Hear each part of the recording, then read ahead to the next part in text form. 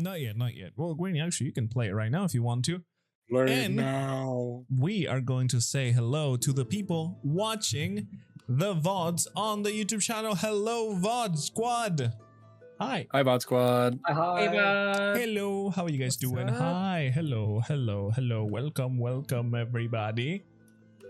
Yeah. I mean, let's go rolling the dice to see who gets to tell the story. Okay. Just to make sure, we're supposed to be level 6, right? No. Yes. No. Okay, Question we're mark? supposed to be level 7. Question mark? Yes. Are we- No. Yes. No. Are you guys? Did we level up? You leveled up a little bit ago. No, I think you guys were supposed to be. Okay. I Seven. forgot. You are supposed Level to be. 7. Yes, you are supposed to be level 7. I told you guys to level up a while back. Oh, thank goodness. Well, see, I mean, I am already did level that, is 7. what I meant to say. Oh, okay. No, you're fine then. You're fine then. You're Yep. fine. You Hold were on. supposed to be level 7, correct?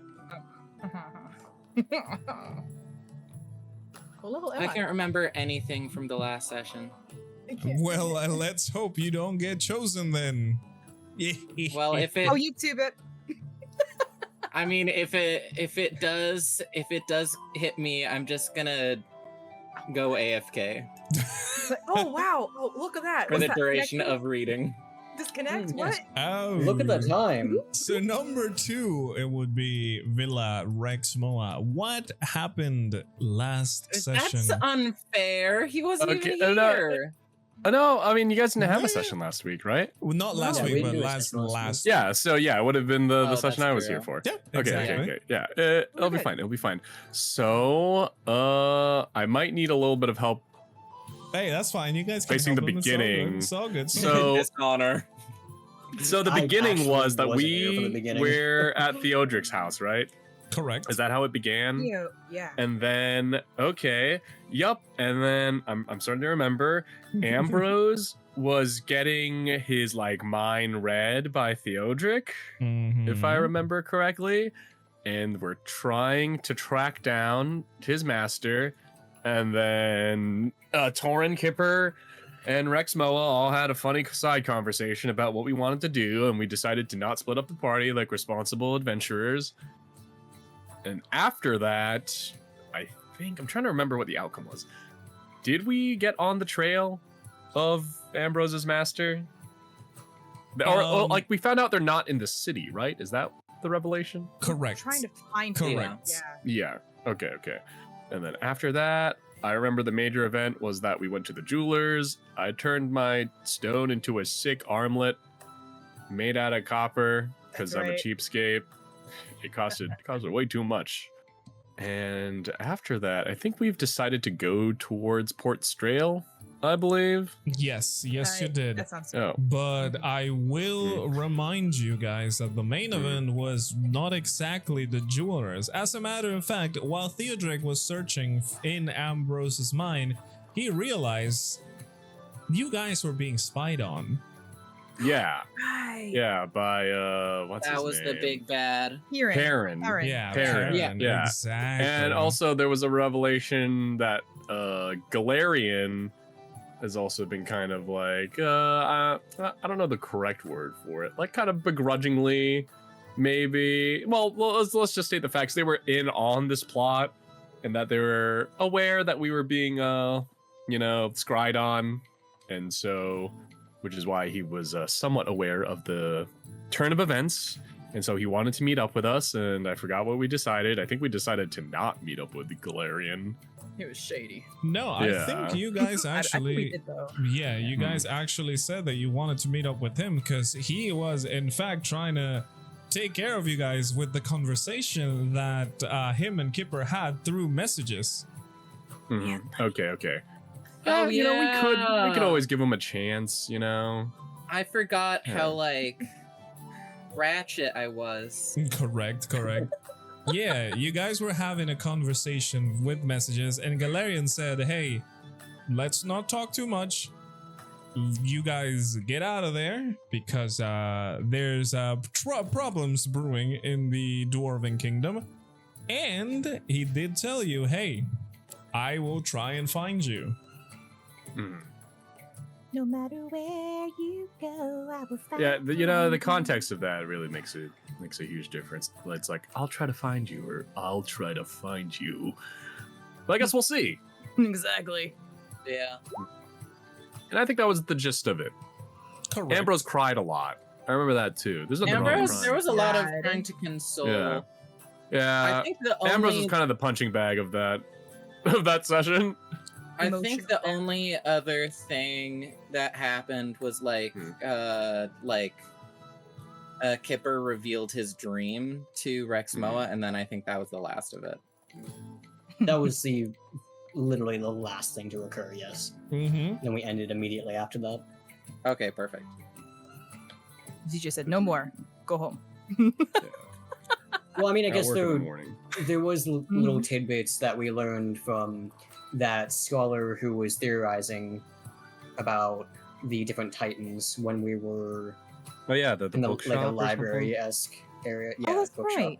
That Correct. too. Correct. We learned I that heard my brain. we learned that there was a scholar that was trying to decipher more about the Titans, and his theories included a lot of interesting things about how the Titan's stone may very well basically be their heart, and destroying it may destroy them, and having the stone in your possession may mean Yeah, or that you could like the Titan and control its power. Titans with the stone if these stones exist. That is. However, Their it was heart all stone. it was all theories and assumptions. There was no Their actual heart evidence stone. behind it. Correct. Correct. I just think of the golems. And as you were asking, Ambrose, we did say that he was going to start casting the spell as you guys were doing your shopping. Which at that point, I'm pretty sure we ended up when you guys finishing shopping, and then you were deciding where to go next.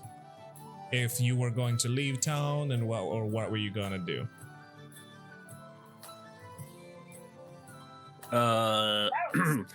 Well, as far as shopping goes, I think I'm out of gold. I already took a loan from the bank of Kipper, so Oh, I forgot you took a loan. yeah, Oh, well, it's not a loan. yeah. Sure, my I lizard just bet. took your money because I only had one Yeah. gold, and it cost like That's 12 okay. gold. Yeah, I'm not sure if anyone else had business within The loan is the friendship. Galvathier. I mean, I have a feeling this might be the last time, or at least the last time in a very long time, that we're gonna see this place. So Good on Depends Pogo. on- I'm good as far as touring goes. For Ambrose, it depends on what we learn from Theo. Theodore. But other than my character's mentor, I have no reason to stay here. In fact, besides my mentor, I actually want to leave because of the whole scrying issue.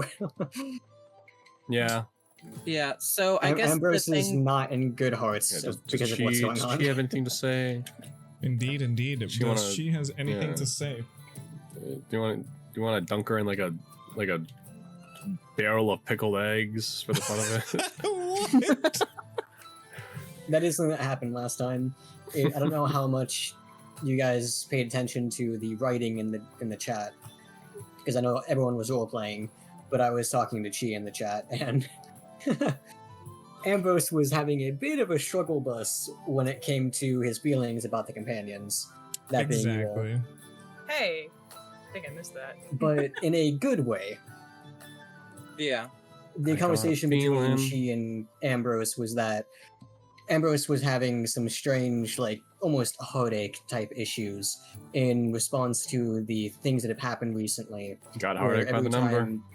every time he thinks of his companions, that he feels warmth and happiness, but he also feels pain when he thinks about what's happening around him. Oh no, he's having emotions. Indeed. Uh-huh. That is pretty Familial much what happens. emotion. Correct.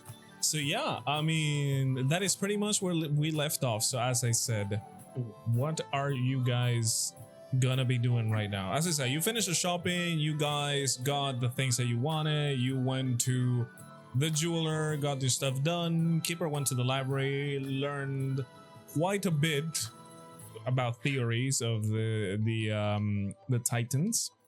Mhm. And yeah. We all met back up, right? Yeah. No, you guys were all Yeah, we got together. back up. Yeah, you guys Yeah, were I all don't think together. we We ever need to actually. figure out though I think the only way that we're gonna be able to get out of the city without like breaking a part of Ambrose's mind is to ascertain whether his mentor is going to stay in the city or if he is also leaving. Well, I think we're looking yeah, at I mean- eyes, weren't we? as I remember, the I think Theodric we realized conversation. that Ambrose was the spy.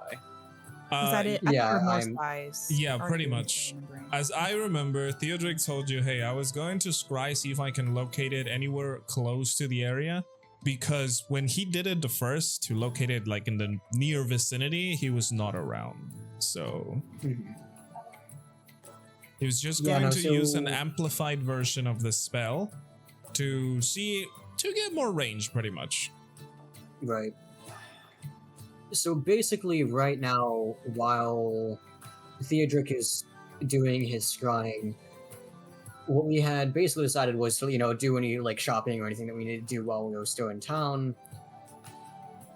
And the other thing was to kind of, as what Taurin was saying, or Quartz, because you were speaking out of character actually, You're good.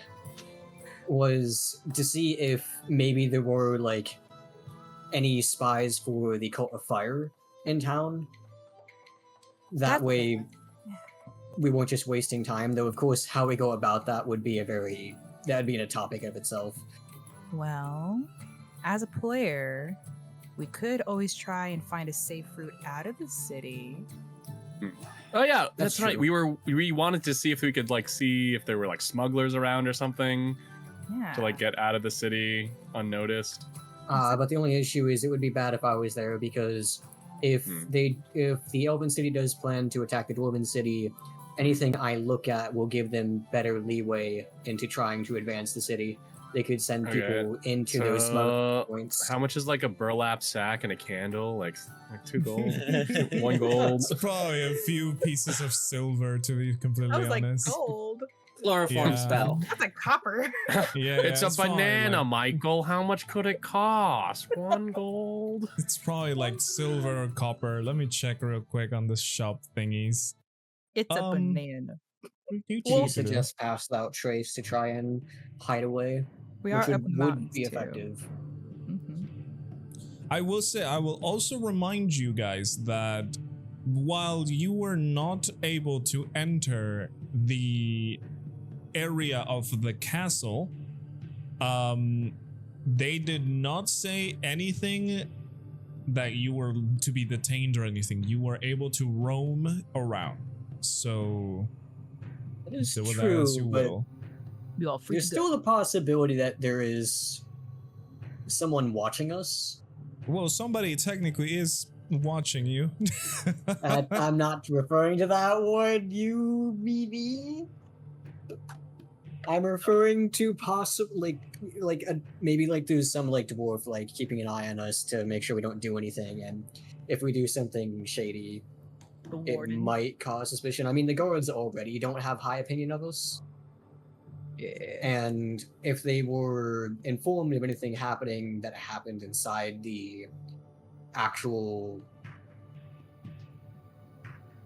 Hall. audience with rat? the king, Yeah. yeah. Well, If how any of that about was Ambrose? told You to the give me guards. a perception check to see if A there perception. are any guards around that are, keeping an eye on you. Wait, I pressed the wrong one. Hold on. Okay. You can do it. No, I am too Um, focused on looking at my feet because of You're Karen. sad. Got the big sad. Yeah, Ambrose, you guys are trying to figure out a plan of action, how to be able to leave town without raising any alarms or any suspicions, and how to, be able to escape as well, without giving away any weak points or important information to the spy that is in your head, Ambrose. So your sight is focused more on the ground rather than around you while you're thinking. You're definitely thinking about, holy shit, the guards may be looking at us, maybe, trying to keep an eye onto us, but you are not physically looking around. So you cannot really tell if that is the case. By the way, just for you guys to know, a sack, I'm assuming burlap, is 1 copper piece. Okay. Surely even someone like me could afford that. Yeah, I mean, I don't know. Maybe.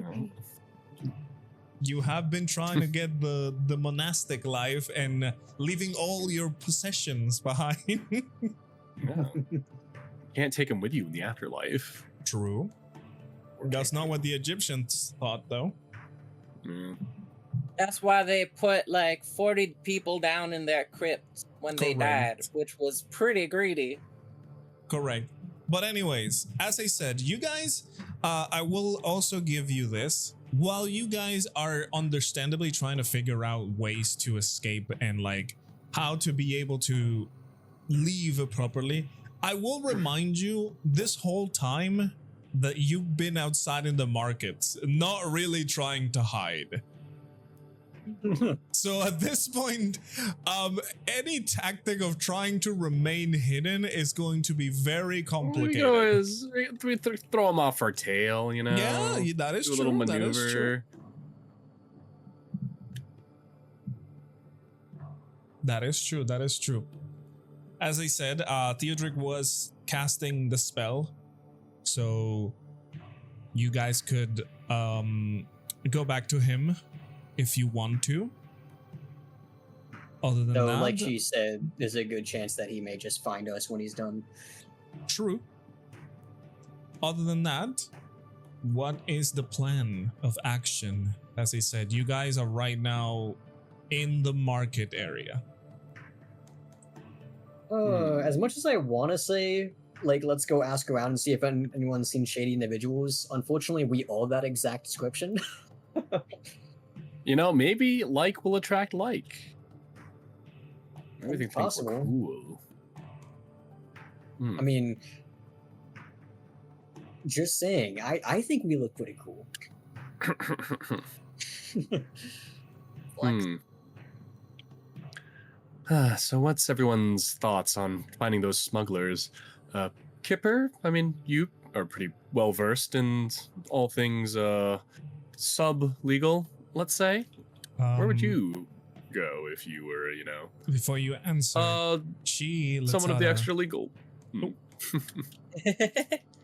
She lets out a If we really must make ourselves scarce, I am able to cast a spell to help.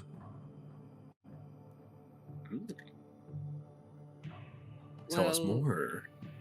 If that works, I mean, that way we don't necessarily need to see the unsavory side of a city. Not that I would be able to locate the unsavory side so fast, but because they are very short. Okay. That was the worst Kipper joke so far.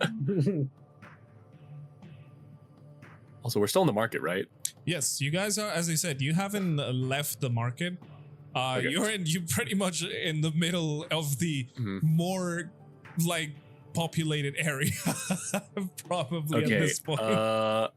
I would like to look around for a stall or a vendor who might be selling produce in burlap sacks the size of a stone person's head. Oh, there's a lot of those around. You can see like people carrying a lot of sacks around with produce and things like that. Okay. She says, I may as well cast it anyways. Won't just let me know when.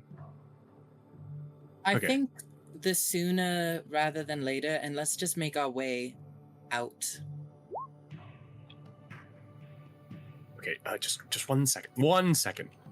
I'll just approach the nearest person who's selling something in a sack. yeah, you can see it's like a little stall, it's just like a stone counter that has been set up and the person's just dropping the items. I should remind you, by the way, this is around midday-ish, a little bit earlier, because remember you guys woke up early for the funeral that was held pretty early on. Okay.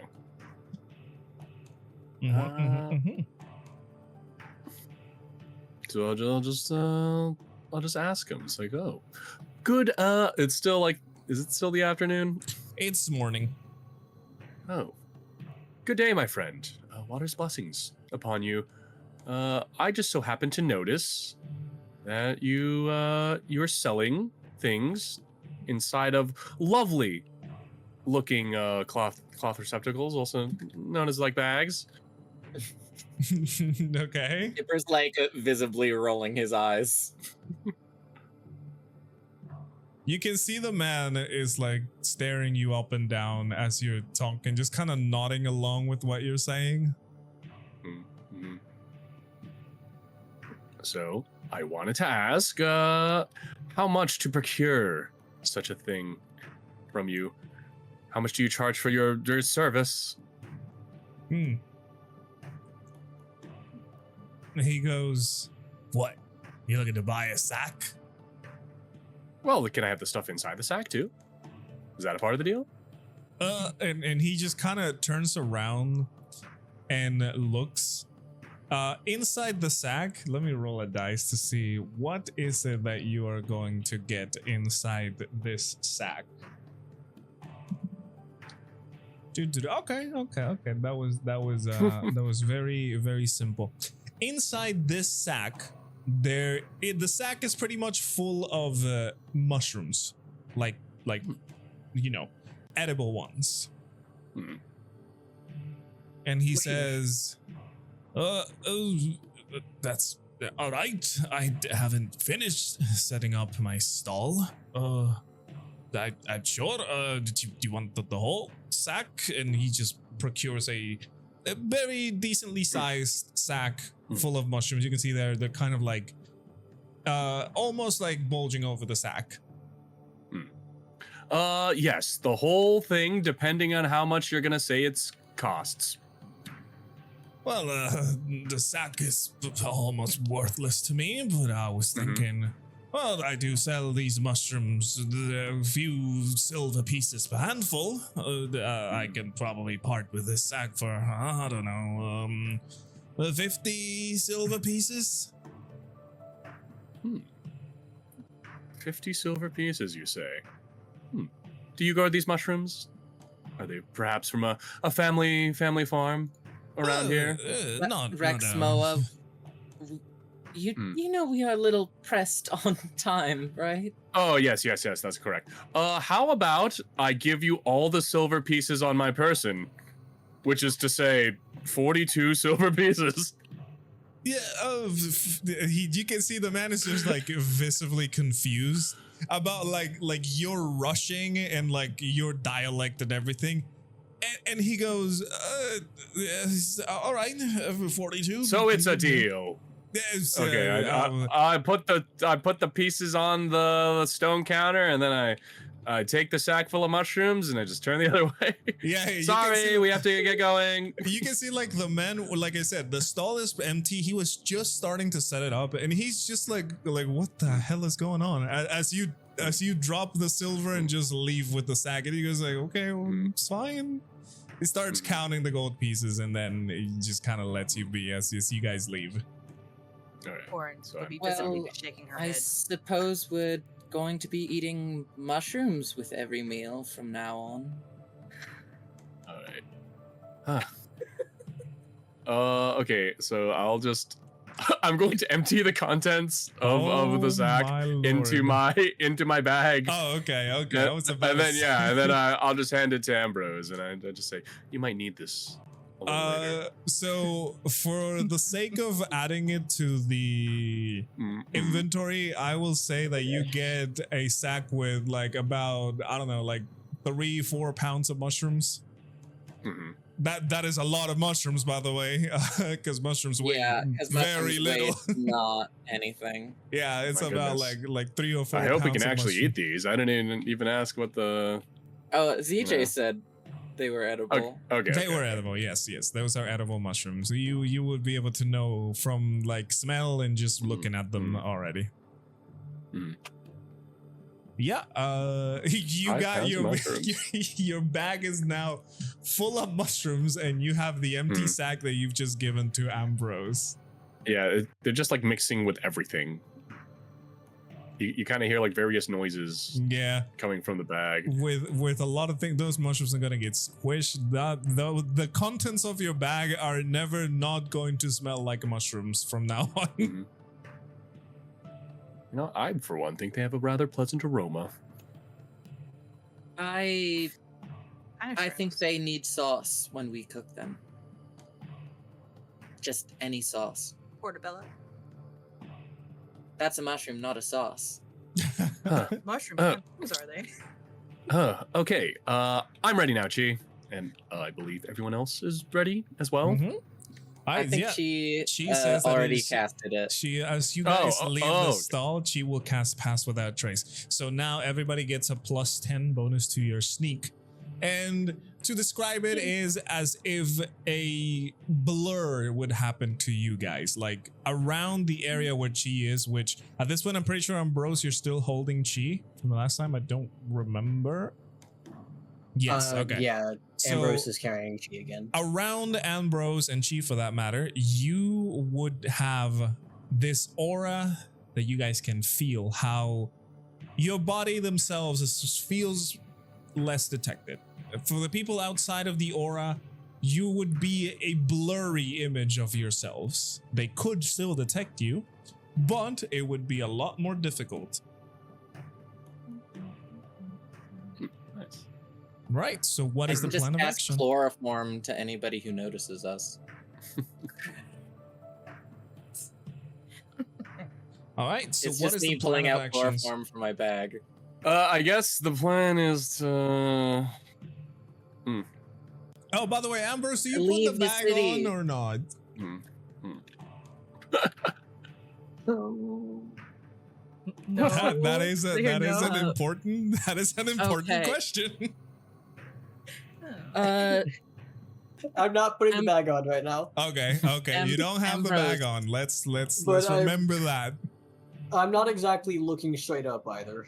Okay, Mhm. all right. Ambrose,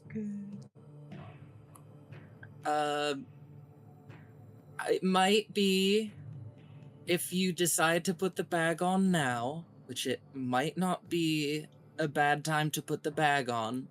Would you want one of us to like hold your hand and guide you through the crowd, or would we kind of do like conga line?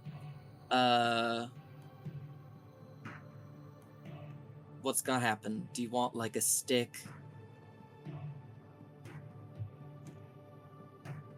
Ambrose? I hate the idea of everything right now.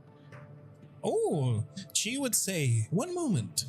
Why not give Ambrose a scarf Taurin gifted me instead of a bag? But I spend all my silver pieces on that bag. What? Why did we? That is true. I thought it was a good idea. If you guys remember, Cheese Jar is wrapped with a scarf that Taurin gave. Ah, that's so Gee, cute. why didn't you mention that before? Before we It's got the okay. mushrooms. We all guys were have so our adamant. moments. Why? And now we have mushrooms. I mean, I for I- one would rather have the sack and the mushrooms than not. I mean, I'm not against mushrooms, but I'm also not for mushrooms. Anyway, blind or no blind, Ambrose. I don't mean to sound like harsh right now, but just in case. Not being able to see is not something I really wanted. I also don't really want to be treated like a child needing my hand held. You know what? I think we should be fine then. Like, I don't think you need. We're just exiting the city. It's not like Perrin hasn't seen us entering the city. It's not like knowledge into the floor plan is going to specifically change much at this point. They haven't done any renovations since we've been here, so. Does that make sense? Till it's absolutely vital, I'm just going to keep my gaze. I simply do not like the idea of being walked around. That's okay. Don't worry, that's not going to happen, I think. Let's Well- just keep going. Oh, sorry. I don't know Speak how the foreign hearing thoughts. works, but we can always find some tree moss or something and plug your ears. So Or we could buy earmuffs. Or just wrap the scarf around your head like you have a really bad toothache. what are earmuffs? They're kind of like cotton button. Didn't you come from the mountains? I mean, She kind of she's covered in fur. What are you talking about? I mean, so am I. I get cold all the time. I mean, you're a rabbit and she's a snow leopard. Double coat. Mm-hmm. I guess that makes sense. But still, winter She time in says- Misspell still got a little chilly. She says, the quicker we leave, the better it is. These spies have probably already learned enough in the one day we have already been here. What difference would it make now? Maybe we can put them to sleep with idle banter. Yes, they'll just get so bored that they'll stop watching. And we just assume that we've been walking this whole time. Yeah, I think that's safe to say that we've been walking towards, like, I guess, like, the way we entered, the front gate that we, like, dramatically jumped over. Well, I mean, for now, wouldn't it be best probably to return like to Theo first and then do that Yeah, to see if Theo is learning anything? I'm sure Theo can see us even with pass without the trays on. Yeah, I think Theo is floating around somewhere. I think we'll be Mhm. fine. He'll find He's us. probably going to be leaning on, like, the gate or something when we pass by. Hey guys. He's going to be disguised as like a buff lady or a tiny man. Exactly. Yeah, those are the only two options. That's it. Okay. Yeah, We just he start just felt. making our way out of here. I guess we're gonna head on out. All right, so you Smelly guys mushroom are... sack in tow. So you guys are going to head out of town the normal way, right? Just going down the yeah. stairway that leads you to the gates of Yep. town, and okay. Past the giant gate. The way we came in. No more jumping over people. I will Yeah. say, there is a fair amount of people here, and you guys are trying to be sneaky, correct? Yes. Oh, yeah. All right. So who is going to be leading the party right now? Who's going to be walking first, then second, and third, and fourth? I need a marching order. I'll lead. Okay. All right. Rexmoa is on the front. Who is going behind Rexmoa? I'll take slot number 2. Alrighty. So who is going to be next? It might be a good idea if Ambrose is somewhat in the middle.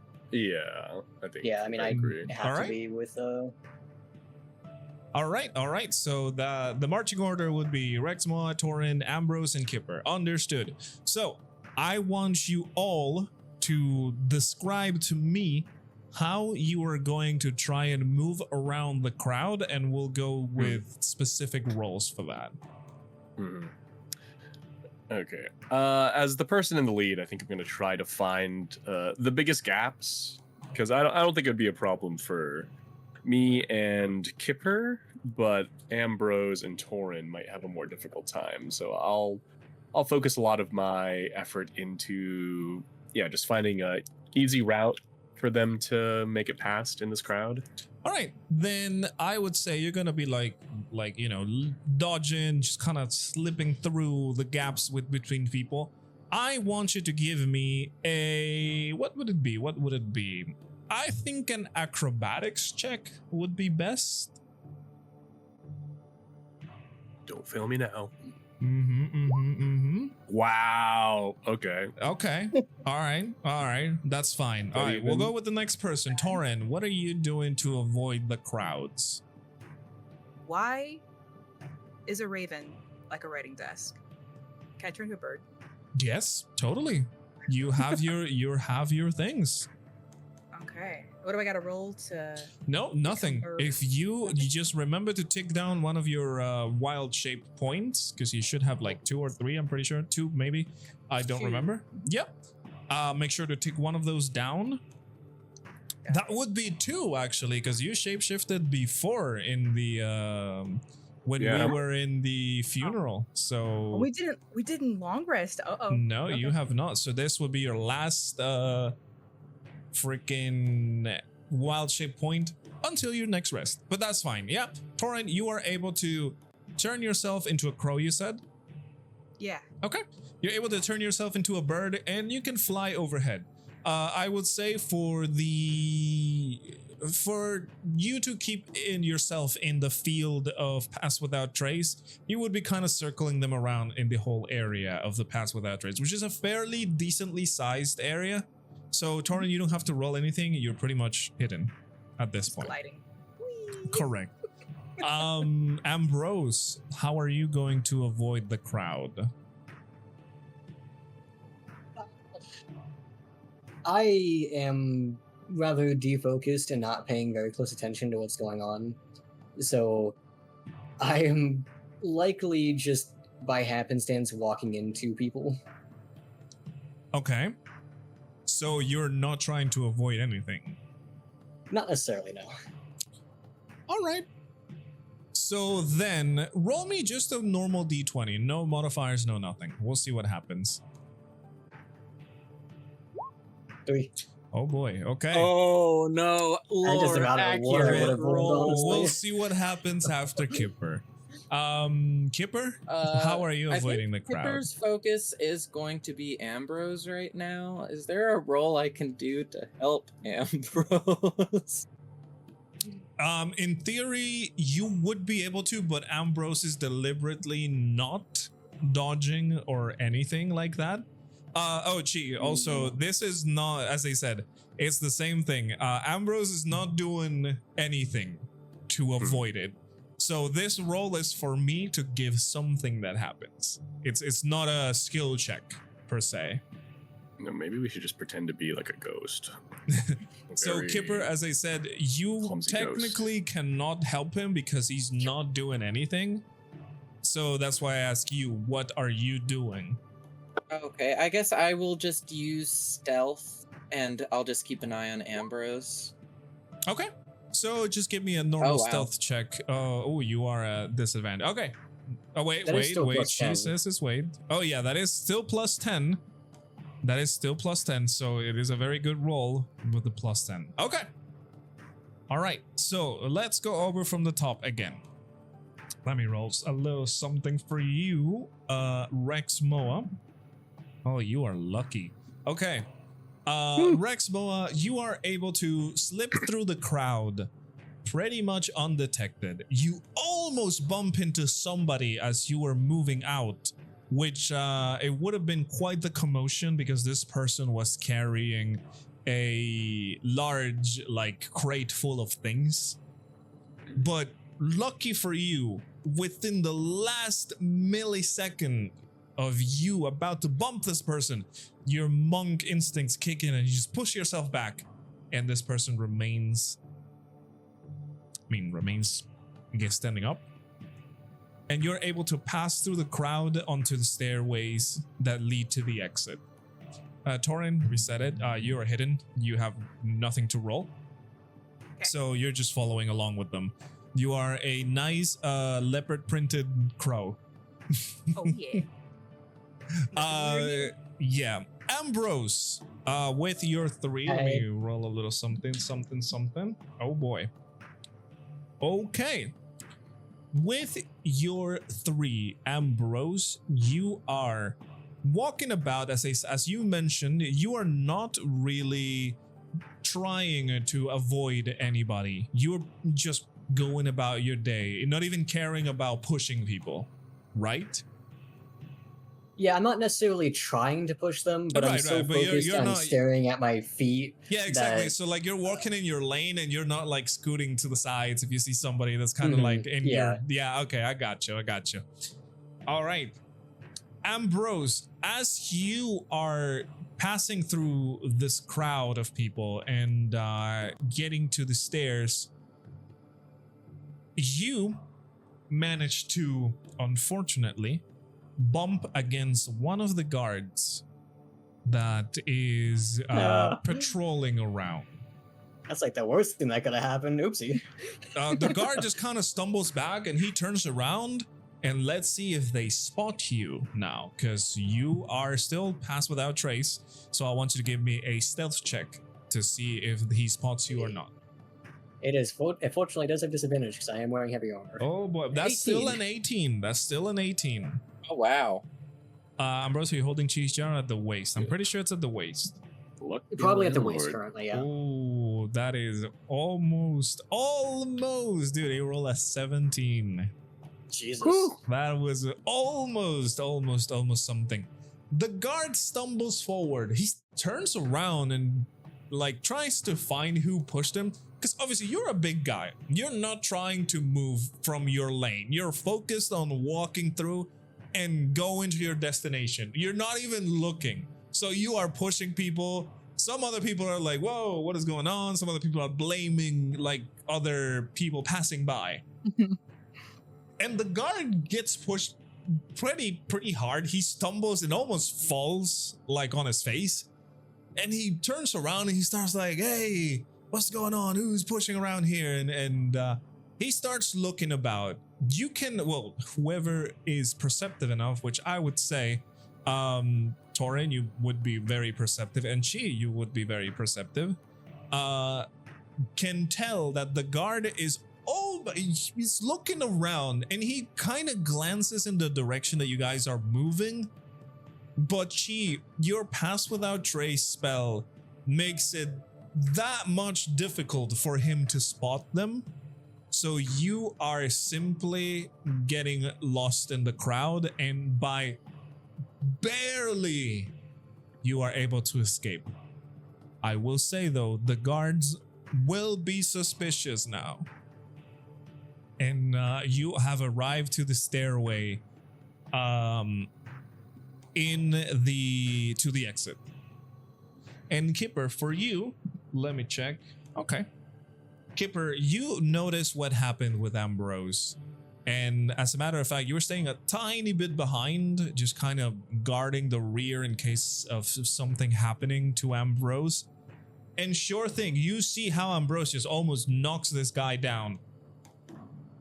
And you stop for a moment to just kind of be like, oh God, is he going to see us? Is he going to not see us? And as a matter of fact, you see the guard notice that the group is moving. However, he cannot physically see you guys thanks to Chi spell. I want Chi to cast Thaumaturgy by the guard if possible and make the ground rumble there. I would say it's not needed. If you want to, you can totally do it. It's not needed because the guard doesn't spot you, as I said. He can see like a blur as he's passing by, but luckily for you as well, you are not spotted. And all four of you managed to reach the stairways. You can see down below the large stairways, you are pretty much there to the exit. How are you guys going to continue? I should remind you that the exit has a lot of guards on the door. And especially now that things have been getting heated, you can tell that the guard has been doubled. Ugh. Well, I think it's pretty safe to say that Rexmoa notices what Ambrose is up to, and I think I'm gonna change my strategy, and I'll just like stick close to Ambrose and try to like gently guide him a little bit, perhaps, or at least like clear a way for him. So you're staying behind? Well, you wouldn't be like super behind. Be like in front. Somewhat. Right. Well, you're still kind of leading the party because Taurin is a crow now, so she's not in the marching order. So you would be first, then Ambrose, then Kipper. Yep. So it is fine. Yep. All right. So what is it that you're doing? You're staying behind a little bit for? I figured I would like try to clear the way, or like or yeah, maybe going behind him and like steering him a little. Okay. Okay, so you're going to try and pretty much just help Ambrose. Yes. Ambrose, exactly. are you willing to let yourself be steered around or moved by this thing? That, Rexmoa is trying to do? I assume I would probably like recognize that Rexmoa is trying to like steer me around, and it would be very difficult for Ambrose to not at least glance up to see what's pushing him. Yeah. And I will stay somewhat stiff, like taking like a couple of steps, and then say, "I'm sorry, I don't think I can leave until Theo confirms that my mentor's not here." That's what this is about, lad. Well, I'm sure. Hey, how about we make it to the gate first, and then if he doesn't show up, we'll turn right back around. Is that fair?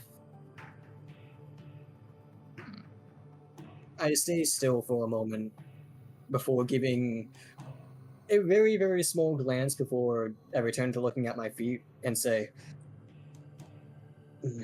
I understand that. That's fine. Okay. Well then, Right, so follow my lead. So you are willing now, yes? So I am willing, yes. Okay. In that case, Rexmoa, I want you to give me same acrobatics check. This time I will have you roll at disadvantage because you are not only you are trying to guide Ambrose, so your agility would be a little bit, not the best. Yeah, I'd suffer a little bit. It's all right. Sometimes we gotta suffer for our pals. True.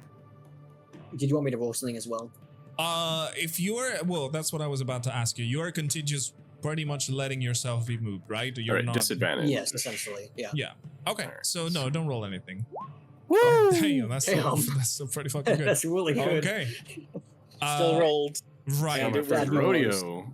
All right, Kipper, and how are you continuing? Because at this point, you're the only one who needs to roll for something.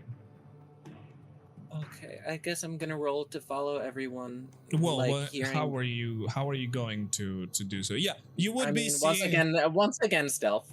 All right. So as I said, you see that everybody stops and you hear like the conversation that they had for a moment, and yeah, you decide you're still going to try and be sneaky about it. Okay. Yeah, like I heard the conversation, and I think Rexmoa handled it beautifully. All right. Like Perfect. it was a good compromise. So I think, yeah. Don't be awful. All right. 22 That's, still. that's a 22. That's pretty good. Alrighty, so with your rolls, let me roll something real quick. Okay, pretty good. All right, so with your rolls, guys, Taurin, you are safe, as he said. You're just kind of flying overhead, just kind of scouting about, looking at the guys and everything. So you're fine. Rexmoa and Ambrose, you guys are walking through. Go into the gates of town, and you see the guards are in front of the gates, and you're able to squeeze through as one of the guards kind of crosses from one of the sides that he was like watching to patrol in the other side. You're able to squeeze through with Ambrose with fairly easy, which is quite a feat. But you are able to just move him around and just kind of guide him to the outside of the gate. And you My guys feet made it harder. would be said, you guys would be safe for now. Kipper, you are following along a little bit behind as you're trying to be a little bit sneakier. You're trying to take your time. Your armor is noisy. You have there's a lot of things to be dodging about, a lot of things to be looking. So you take your time and slowly go and, slowly keeping up the pace. You are aware of the range of the Pass Without Trace. So you are taking your time, but still remaining inside of that range. Kipper, you are almost surprised as one of the guards that was seemingly just looking around suddenly decides to step forward and stop somebody else in front of you. The action that almost makes you bump into them. But you stop, wait for the guard to do its thing. You can tell that they are like trying to check them out because it's an outsider. And you carefully squeeze to the side as the outsider is being questioned and searched. And you're also able to escape. At this point, you guys would have passed the gate of Galvathir, and you would be outside in outside the mountain, pretty much. Let me put you guys in another little map right here.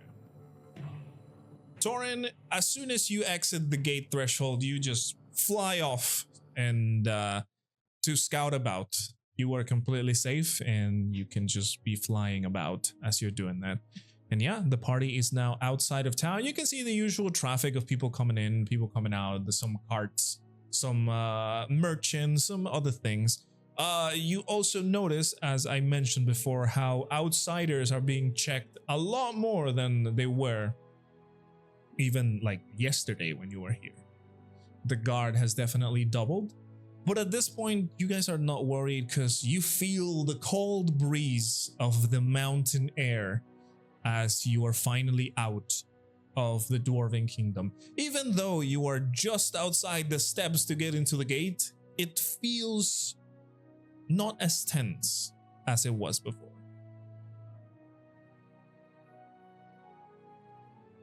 It's like a weight has been lifted off your shoulders. So we're in the clear. Yeah, you guys, as I said, you guys are outside the steps that lead into the freaking gate. So at this point, there are guards in their guard towers and stuff like that, but you are outside of the confined mountain inside of the kingdom. You are now much more free.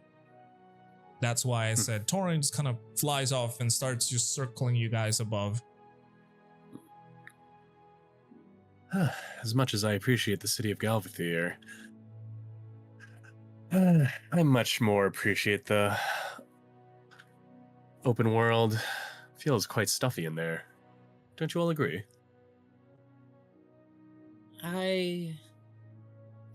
I enjoyed the markets. I mean, as much as I always enjoy the markets. And the architecture, oh my goodness, the architecture was amazing. But, yeah, no, I think I appreciate fresh air and scenery that just isn't confined, I guess. She says, I did miss seeing greenery.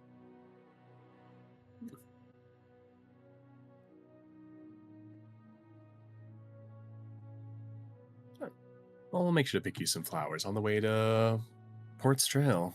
And Rexmoa does like a 360 and is very like shifty eyed. He's clearly looking for something or someone. I think I have an idea of what or who you're looking for. Mhm. I will say Obviously a Rexmoa. dragon. Correct. I mean, hey, one did break in the town and did cause havoc, so it is not far in the realm of possibilities. Chi says, where I am from, it is very green, lovely plains, flowers, very beautiful. Ah. Sounds very similar to Sea's Marrow. So much water and greenery. I would say Rexmoa, without rolling, you cannot see the person that you're looking for around the area. You only see the usual traffic. There's no suspicious rocks around?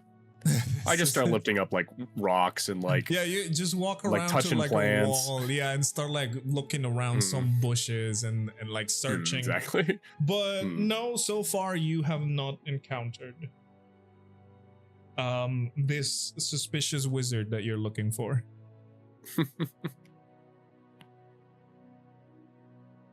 I do get kind of pensive, and I look towards Ambrose and see how he's doing over there.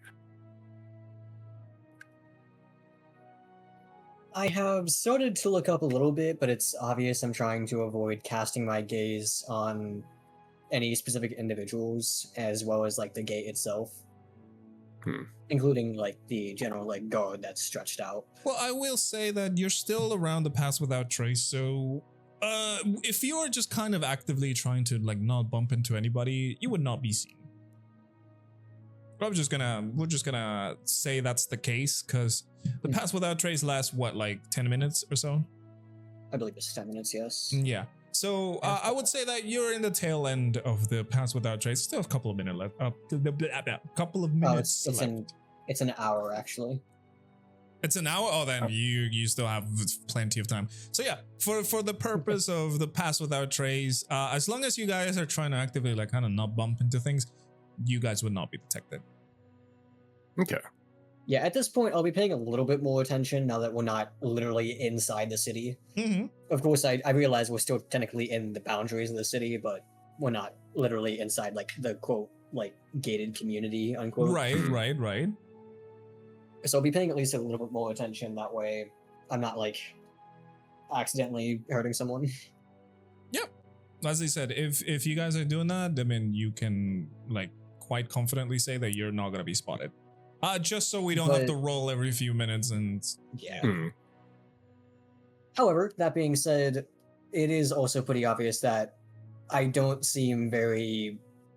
I seem to be trying to stay pretty close to the gate and not going too far away from it, even if someone else decides to walk a little bit further. Okay.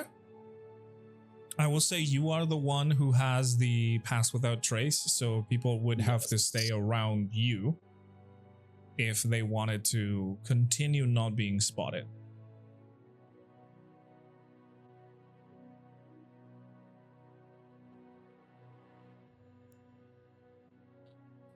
Do we see Theodric anywhere? Nope. Dang nabbit. Man is not there. Can I like message him? Yeah, I mean, if you have the mana for it. I mean, The $1 million question. I have 11 mana. And I think it's pretty sure 3 mana to cast it. Pretty sure it's a 3rd level spell. I believe so. I don't think I've ever actually used that spell before, funnily enough. It's very funny. Yeah. I mean, I've used it as a DM, but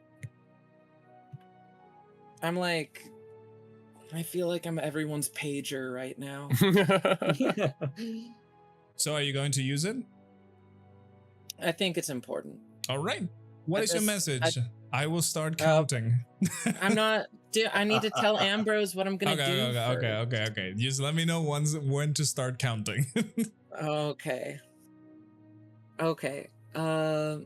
Ambrose, I'm just gonna give him a quick message just to see what his roundabouts are, ETA, stuff like that. Does that sound good with you?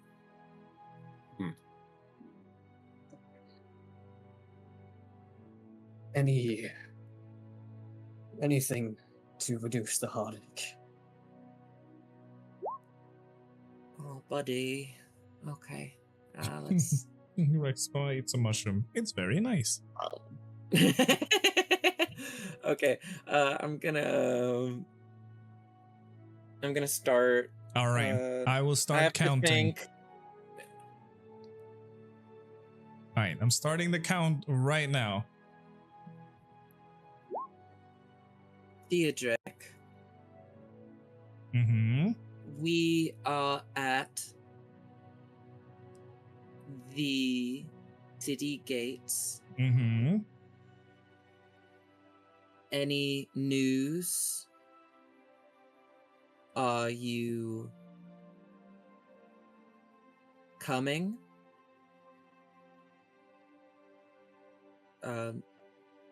To meet us. Do I have more? You have a few more words. Okay. And you're not going to tell me how many. Let me check. You have a total of 9 words. Oh, 9 words. That's great. Say a lot with 9 words. Okay. Ambrose. Wait, is this out loud? That will be you. You're casting it, so. So it's just in my mind. Yeah. Okay. Ambrose refuses to leave Mm-hmm. without word from you. Okay. Oh, was that perfectly it? You have 1 more word. XX. XOXO. Kisses. Kisses. I'm just gonna say thanks. Okay. I mean, that's a nice something. Yeah. So Yeah. your message goes through. Make sure to take down those 3 mana points, by the way, This is gonna kick me in the butt. Mr. Kipper. And your message goes through. You wait for a couple of minutes. There was no reply at first. You start to get a little bit desperate. It's getting to the point where the message cannot be replied. So it's like, oh God, is he going to say something? Is he not going to say something? What is going to happen? But right at the end, you listen the voice of Theodric in your mind replying to the message. He says, "Not yet. I'm still working on it. Continue traveling. I will catch up. Please stay safe. Don't talk to anybody." That's it.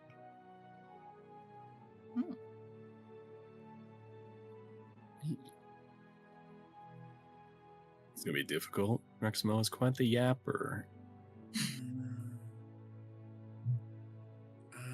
I got this burlap sack for 8 silver off. And mushrooms. I got the 1 Yay. copper burlap Ugh. sack for 42 silver. That's a I like how we bargain. got the burlap sack and we're not gonna use it. Don't Maybe worry, we it's will at Chekhov's some point. Hey, listen. burlap sack. Hey, listen, it can be exactly. It can be useful Yeah. later. Who knows? Listen, mundane Okay. items have their uses. I am just saying, Yeah.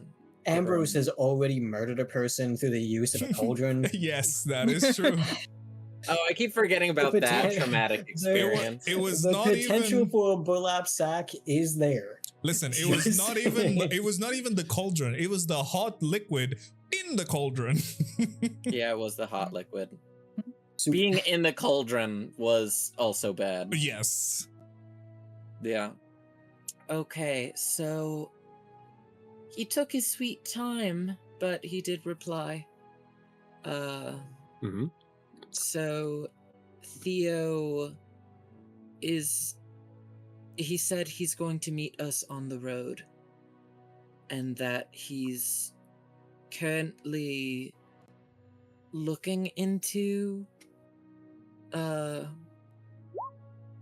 Ambrose's mentor. I was totally gonna do that, Ambrose. I mean, Oh no, Connor. were you? Oh boy. Yeah. Yeah. I mean, now I'm thinking about it again, but I mean, he could. yeah. Totally could. You're the Yeah. only one that actually knows what he said, so. Yeah. I know, but like the blowback. Okay. He also said it seems as if your mentor has left the city. But he's not entirely sure.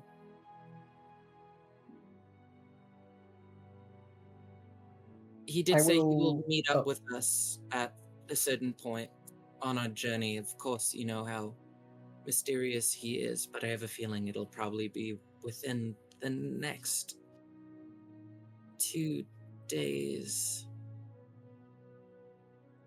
Kipper, would you mind giving me a performance check to see how well you are able to keep your lie? Performance. Hello, my baby. What? Oh, hello, well, my I guess honey. performance or deception works off of the same thing. No, this one is performance because Oi, gee. you are trying to maintain your lie. I'm not making you roll to see if deception is more if he believes your lie or not. This one is you Yeah. trying to keep your lie. Bardic inspiration. She is casting it. Okay, so you get a D8. Wow, she's complicit in this. She ate. Okay, so I left it a little open-ended, so it's not like you get an Yeah, I extra mean, D8 though. longest of lies. You get an extra D8 because of the bardic inspiration if you wish to use it right now. If Yeah. you can roll a D8 then, and we'll add it to your total. Okay. So that would be a 1d8, yes. 15? No. You have to roll a D8. Oh. It's not a guarantee 8. You'll see what happens. Oh, you say now, that. Now it is, okay. You say that, but I think it is actually an 8. Yeah. Listen here, I make the rules. Hey, Reality listen, bends yeah. to my whim. Reality Okay, can be as, whatever as you a want. player, as a player, I'm actually rooting for you to get high on that roll, Yeah. even if it is technically at the expense of my own character. I feel like at this point, it's just like Kipper has seen Ambrose have so many roller coaster.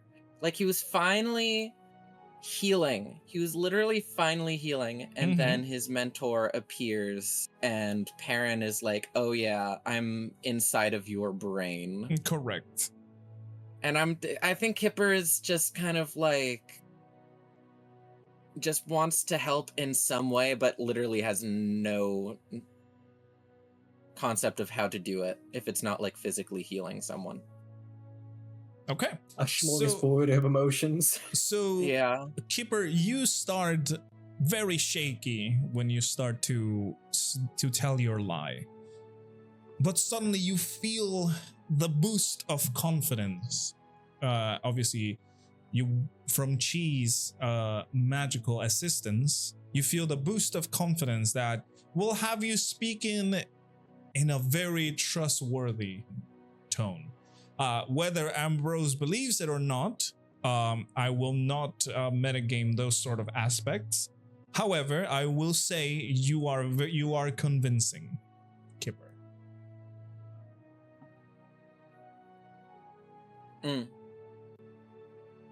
Good. As you speak, I will keep my gaze, that kind of like that downcast where I am essentially just making sure I'm not pushing someone over at this rate. But as you speak a bit more, I will look up directly into your eyes as you speak to me in, a respectful manner. The expression on my face originally is pretty sour. Not necessarily like a mean expression, but it's obvious that everything is still very heavily weighing on me and it's negatively impacting my ability to remain stoic. And the expression will eventually soften a bit, and I will say, if Theodric says that, it probably means that he's not around.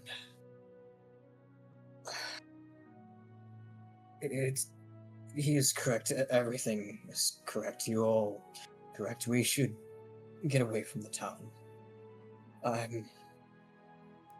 I'm sorry for being so difficult. I know I've done nothing but make our trip here harder recently. I'm gonna stop you right there, Ambrose. You have nothing to apologize for. Number one, you've been incredibly helpful consistently. Any little potential hang-ups that you have isn't an inconvenience to us. We're more concerned for you than anything. Not concerned for ourselves being inconvenienced by the situation. But I'll tell you what, Rexmoa happened to have recently purchased a large amount of mushrooms, so I'm sure we can, on the journey, whip something up that might pick up all of our moods, even if just by a tiny bit, because I know that's not necessarily going to erase what's happened She the past says, few days. she says, and in any case, we're still going to search for your mentor, just not here. Also, honestly, mentor, master, it Same kind of works thing, either way. yeah. And I mean, if you haven't noticed, the way Ambrose regards him is very much so a father figure. So Oh yeah, no, it sounds like it. it's not just that. I appreciate what all of you are trying to do for me. I do, but it's not just the strain I'm putting on you all. And I kind of whisper this last part, and if you're not like right next to me, you may not even hear it. But I say, because of me, a war is going to break out. And no one can stop that anymore.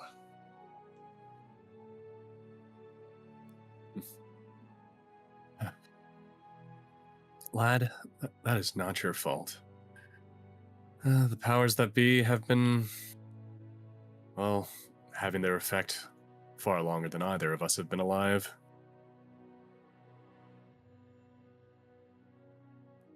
Chi says, not true. It would have happened anyways, it seems. I have a feeling Perrin didn't just use his scrying into your mind to see what's happening with the Dwarven Kingdom. I feel as if he's searching for something deeper. Probably the truths behind everything that's been going on, which, I mean, I guess he's been having front row seats. At least now he has the definitive evidence that the Titans are involved and that we have the best interest for the world. The question is whether he's too thick to acknowledge that.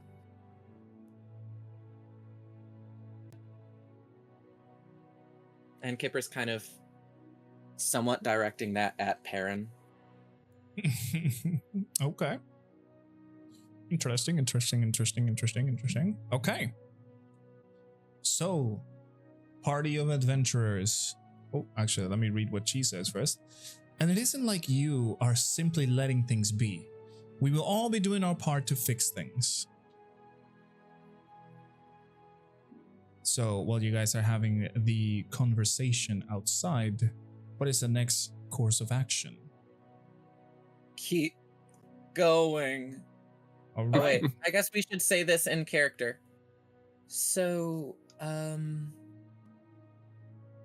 is Port Strail still on the docket for the time being?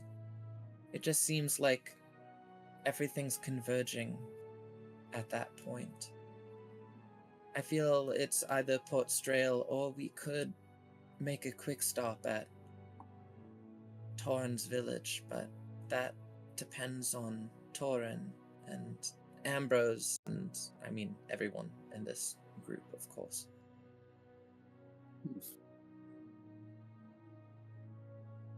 Well, I for one wouldn't mind. And I'm not sure when the next time we'll be around here is. And I guess, to be frank, if something is going to happen in Galvathir, well, they might be affected as well.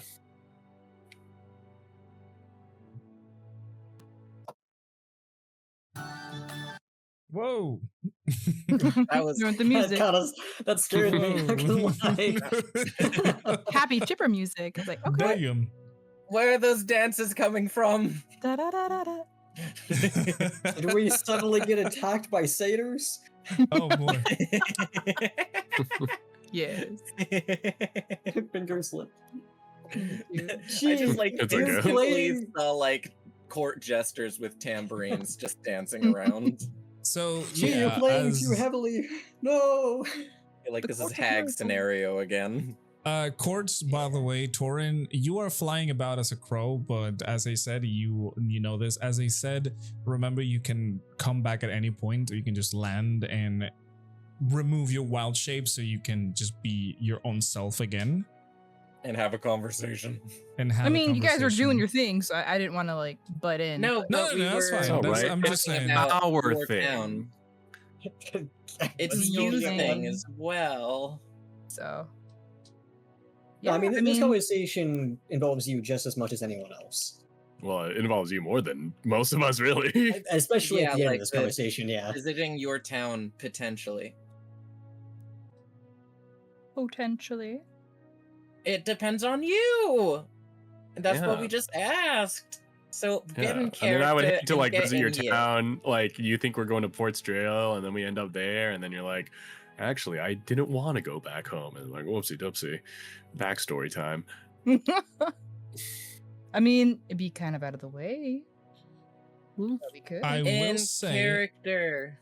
Is I that will in say, character? Taurin, for you, you would know, and this is well, I don't want to reveal too much because this is things that are going to be discussed. Well, you know that the village that you are seeking is deeper on the top of the mountains. Mhm. It will take you a bit of time to scale the mountain, getting from Galvathier to your town's tribes. And you also remember what had happened to your town. And Intrigue. exactly. I'm trying to be the least revealing that I can right now. I feel that it's so hard to like. It is very difficult. But yeah, so do with that information as you will, but I will say it will take some time to get there. And whatever you may find there, you, Taurin, specifically have the knowledge that could be good, could be bad. Could be great. Don't know. Could be sad. But Knowledge is definitely, as Kipper said, but definitely is not going to be super great. I mean, first off, she has come out of the sky. Correct. So- You're still flying about. So I'll go ahead and have Taurin come on down. I was gonna have her do like a little like distance gaze, like see if she could see a certain elf in the distance, but it's okay. It's good. A certain elf. Interesting. I wonder who. Hmm. I don't think he made it this far just yet. Hot bladdy daddy elf in your area. Do you see anyone? Hey, I mean, listen. I would say no. There are no elven folk around Taurin. Unfortunately, I kind of figured. Mhm. But yep, Taurin will come on down, transform. Yep. You don't have to do anything. You just kind of tell me that you are. Yeah. Okay. I will say in response to the question of like, is Port Strail on the table and what to do next.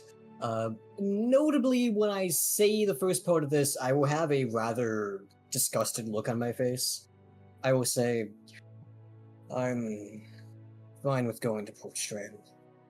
Figuring out what to do about this thing is important. And then that, like, kind of like that look of disgust will fade away as I say the next thing. But I'm fine with going with Taurin if she wants to visit her homeland, if she's fine with my ordeal.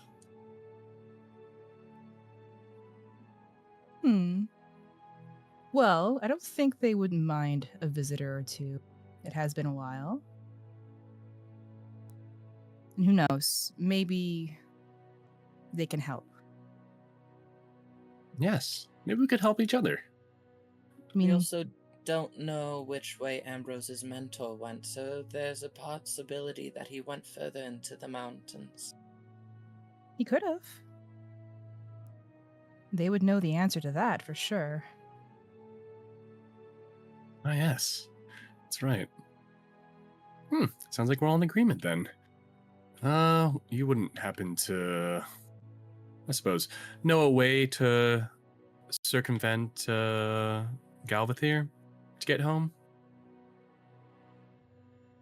Well, from here to get to where we need to go to, it might be a bit of a trek. So be sure to have some warm gear on for sure. Well, we all should have like our stuff from before, right? I hope so. Okay. So what is the plan? We're northbound, I guess. All right, We're you going guys. to the coldest regions. All right, you guys are going northbound up the mountain. You can see that there are obviously many trails leading to the south, east, west, and north as you guys are making your way there. The climate starts becoming colder as you keep climbing. By the way, I'm assuming, Taurin, you're going to be the one leading the party? One leading? Yes. Okay. Yep. You are able to lead the party. You know these lands. You've traveled these places before. You know how to get there. It is nothing difficult for you. You take your time getting people through it. I'm assuming you guys are going to change into your warmer clothes because, as I said, the higher you go, you can tell the wind is even more colder. It almost hurts your face with how cold it is. Snow is more prevalent in those areas. Safe bet. So, okay. And now remember, whoever has the warm clothes on, your armor may not be the same. So keep that in mind.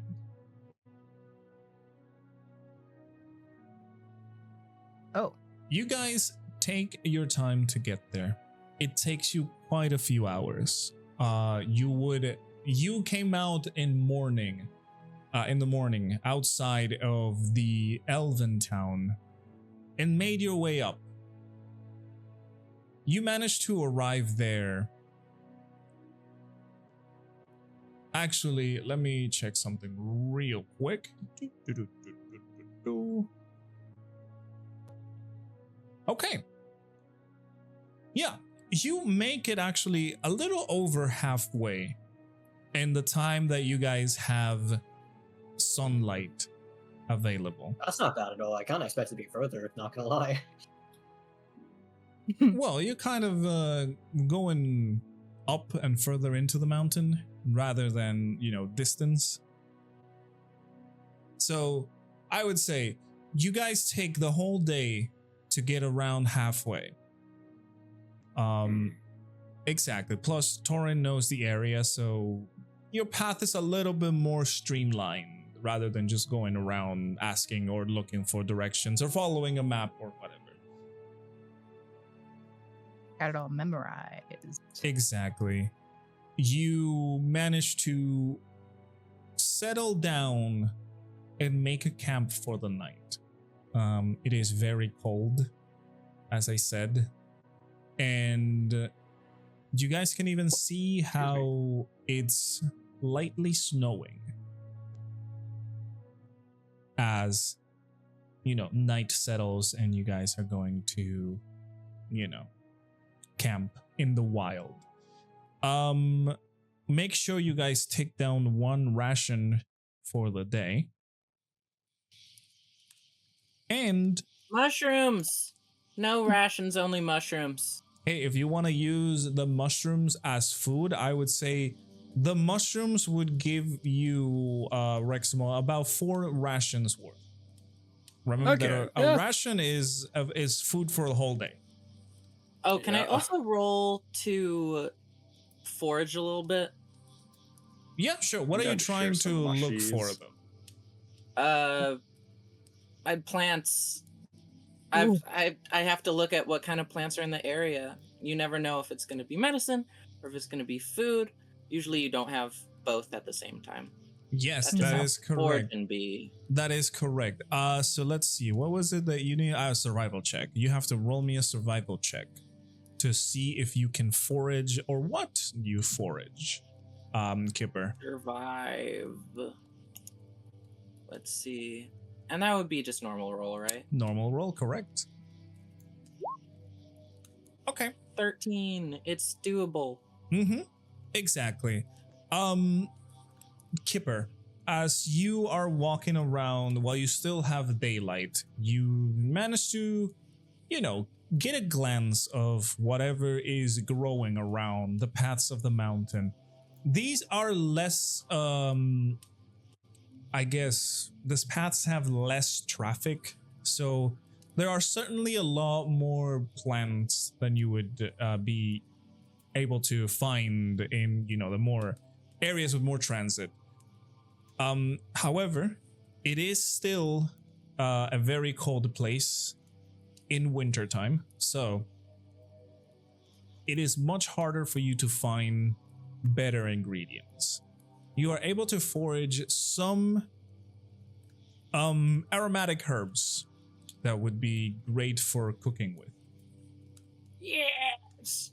Tell to me the names of these herbs! I have. Or would you like me to invent names? If you would like to, because I don't have herbs like names for all the herbs, but yeah, this one is Tundra, wormwood. Tundra, wormwood. It's like wormwood, but it's in the okay. tundra. It's short growing. It got a soft, silvery texture to it. It's kind of fern-like, but it only grows 2 to 6 inches tall. It's a ground cover, and it's good in soups. There you go. Perfect. Exactly. How many did I get? You're able to get a handful of them. Okay. A nice little bushel. Not a bad find. Yes. Alrighty. Yeah, that is what you're able to get right now. As the time passes while you're traversing through these paths, you guys would feel another couple of tremors. You guys know what these tremors mean. And the fact that they have not stopped could also tell you, what you already know, pretty much. Vithius is restless. And it's doing its best to keep itself grounded. But the tremors are still continuing. So who knows how long would that last? As you guys settle down for the night, you find a nice spot, you assemble your camps, and settle down. Get ready to sleep. There is a very, very red night. Why is this? Okay, whatever. So, you guys are going to sleep. And I want you guys to make sure to take down all of your stuff because you are getting the effects of a long rest. Make sure to remember to use your rations. If you're using the mushrooms, as I said, your whole bag of mushrooms would count as 4 rations total. Okay. I don't know how people feel like roleplay wise, but I'm willing to just get rid of these mushrooms. We're eating does mushrooms. not care As long as it's edible, Ambrose will eat it. If you want to feed them the mushrooms, I would say if you want to feed the whole party the mushrooms, they would go in like the day. So you would be able to just get rid of them if you just feed all of them to the party, pretty much. It makes me feel better. I make an amazing like. We'll make like a little mushroom dish with the stuff that Kipper's scavenged. Yeah. I like chop it into, I like dice it into little bits and then sprinkle it on top of the mushroom stew thing. Perfect. And then I think we have salt. Because salt's important. You did buy spices, right? In Galvanthier, sorry. I did. So you do have spices for a very nice either stew or soup. Whatever you guys feel like doing. As I said, rations are meant to be food for a day. So you guys would be eating a lot of mushrooms those days. Well, that day. Kipper is going to take out the container to go and bury it in the soil. Respectfully. The container to go, so the wooden plate. That had the food like on, I think, the first day we got to Galvathier. Right, yes, exactly. Okay. You're just gonna bury it to get rid of it. He's just gonna kind of look to his right and to his left. Hopefully no one sees, and he's gonna bury it, but I have a sneaking suspicion that someone did witness. I would say that, like, well, it depends on how hidden you want to be, how like far off you're going to go to. No, it's like literally right in front of people as I'm like going through my bag. Definitely everybody notices. Also, Ambrose, yes, they can all be mended, by the way. Ambrose, however, your sword is completely fine. Right. Also, I didn't even attack with my sword because I found out before it was my turn, so I was like, yep, not using my sword, no thanks. Correct. But I wanted to check because Rexmoa's quarterstaff was messed up a bit, and then my javelins were also messed up. Yeah, and if Chi or Kipper can both do that, since it's a cantrip, I would just speed up the process of you guys just using the cantrip to fix up all of your weapons, and now your weapons don't have any sort of penalties that were given by fighting a very nasty pile of goop. But there was so much stuff going on recently that I didn't think it was important enough to bring up. Correct. But now that, we're in the wilderness and not being in the midst of a political intrigue, I think it's a bit safer to mess with weapons. Correct. So, nighttime passes. You guys get into your beds, try to get yourselves comfortable, get some warmth as, climate is continuing to change. And you guys sleep through the night, and the next morning, I would say actually, let me check something real quick. Well, this path, no. Okay. I will say for this one, I'm going to need an order for, well, not really. Because I have said this path is not too hostile, so guard is kind of just needed to spot. So just tell me who is going to take first guard, second guard, third guard, and all of that. This path is not a hostile path as I have it described on my notes, so you won't find a lot of danger here. So who is going to take the first guard, the first couple of hours of guard? At night, just in case. Kipper. All right, Kipper, you stay up, pretty much just looking at the herbs that you gathered. I'm gonna roll survival. For what? To look. Wait, you're either guarding or foraging? I can do both. I'm a multitasker. Not in this scenario, my friend. Okay, maybe I'm bad at guarding, but like I'm gonna go into the. Obviously, I rolled a 7, so I don't find anything anyway. Okay, so you are dead set on foraging, correct? Yes. Okay. Let me roll for a little something here.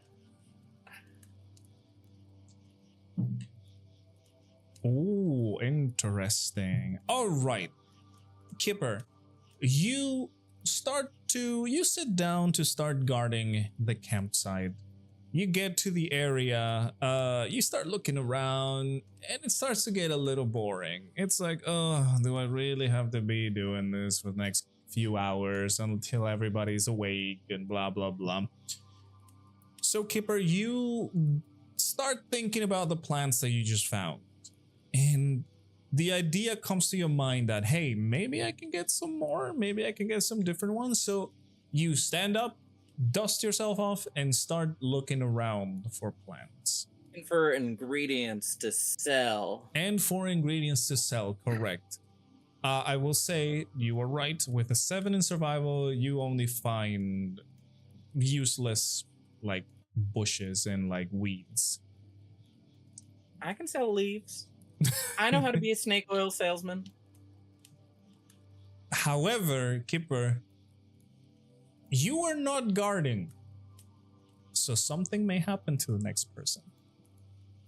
Oh no. The time Wait, comes wouldn't it up- happen to me? Not in this case.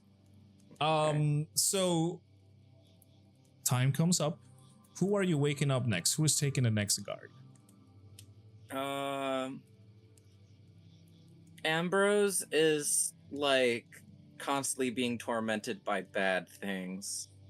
And Rexmoa never gets good sleep, so I apologize, Taurin. It's your turn. All right. Taurin, you are Yeah, Taurin woken might be up anyways. Mm-hmm. Taurin, you are woken up by Kipper to continue the guard after a few hours of Kipper, looking about. Kipper just goes to bed, and you are now guarding. Taurin, would you mind giving me a perception check? Sure. Let's do this.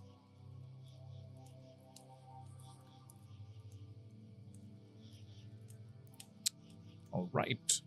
Let me roll a little something. Oh boy. Okay. Oh no. Taurin, you sit around and start looking. Start guarding your small campsite. Nothing out of the ordinary happens at the moment. You take your time, you listen to the sounds of the mountain. There are not a lot of things around these paths. You know that the land on top of the mountain is very dry. So not a lot of creatures would live around there. And for now, your guard passes without any issues. Oh. Who are you waking up next? Well, I'm gonna go over and tap Rexmoa because Okay. Ambrose needs some extra sleep. He's a little depressed at the moment. Yeah, needs as much as he can get. Right. All right. Okay. That is good. So, Taurin, you go down to bed and everything is fine. Or is it? Ambrose! Sorry, not Ambrose. Rexmoa. Wait, what? Not you. Sorry. You're the last guard. You're the last guard. You've been designated. Rexmoa, you get up and start your guard. Would you mind giving me a perception check, please? I do not. All right, perception. Let me perceive. Normal. All right, that is very good. Rexmoa, again, sitting down, looking at the beautiful sky full of stars. You start to focus, try to It's a listen beautiful to day. nighttime, but yes.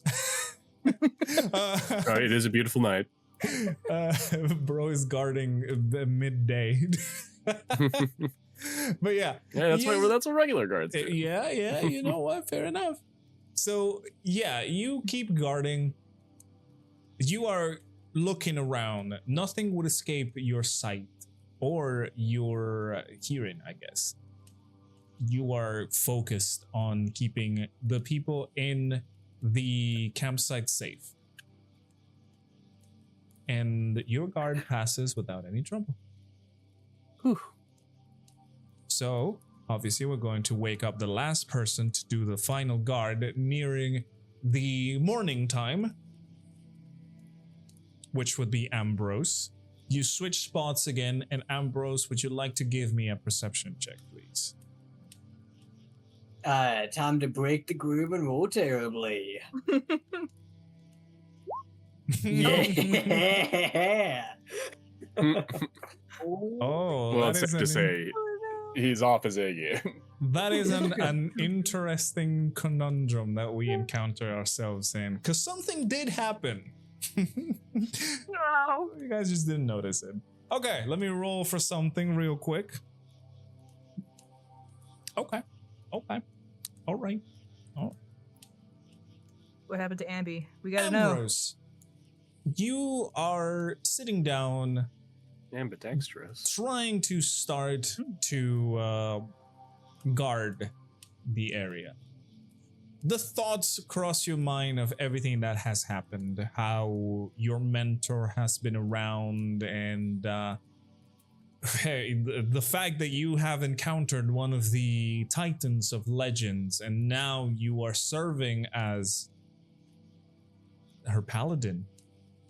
All of these thoughts cloud your mind as you end up, looking down at the ground, remembering also that, of course, there is an uninvited guest seeing what you see as well.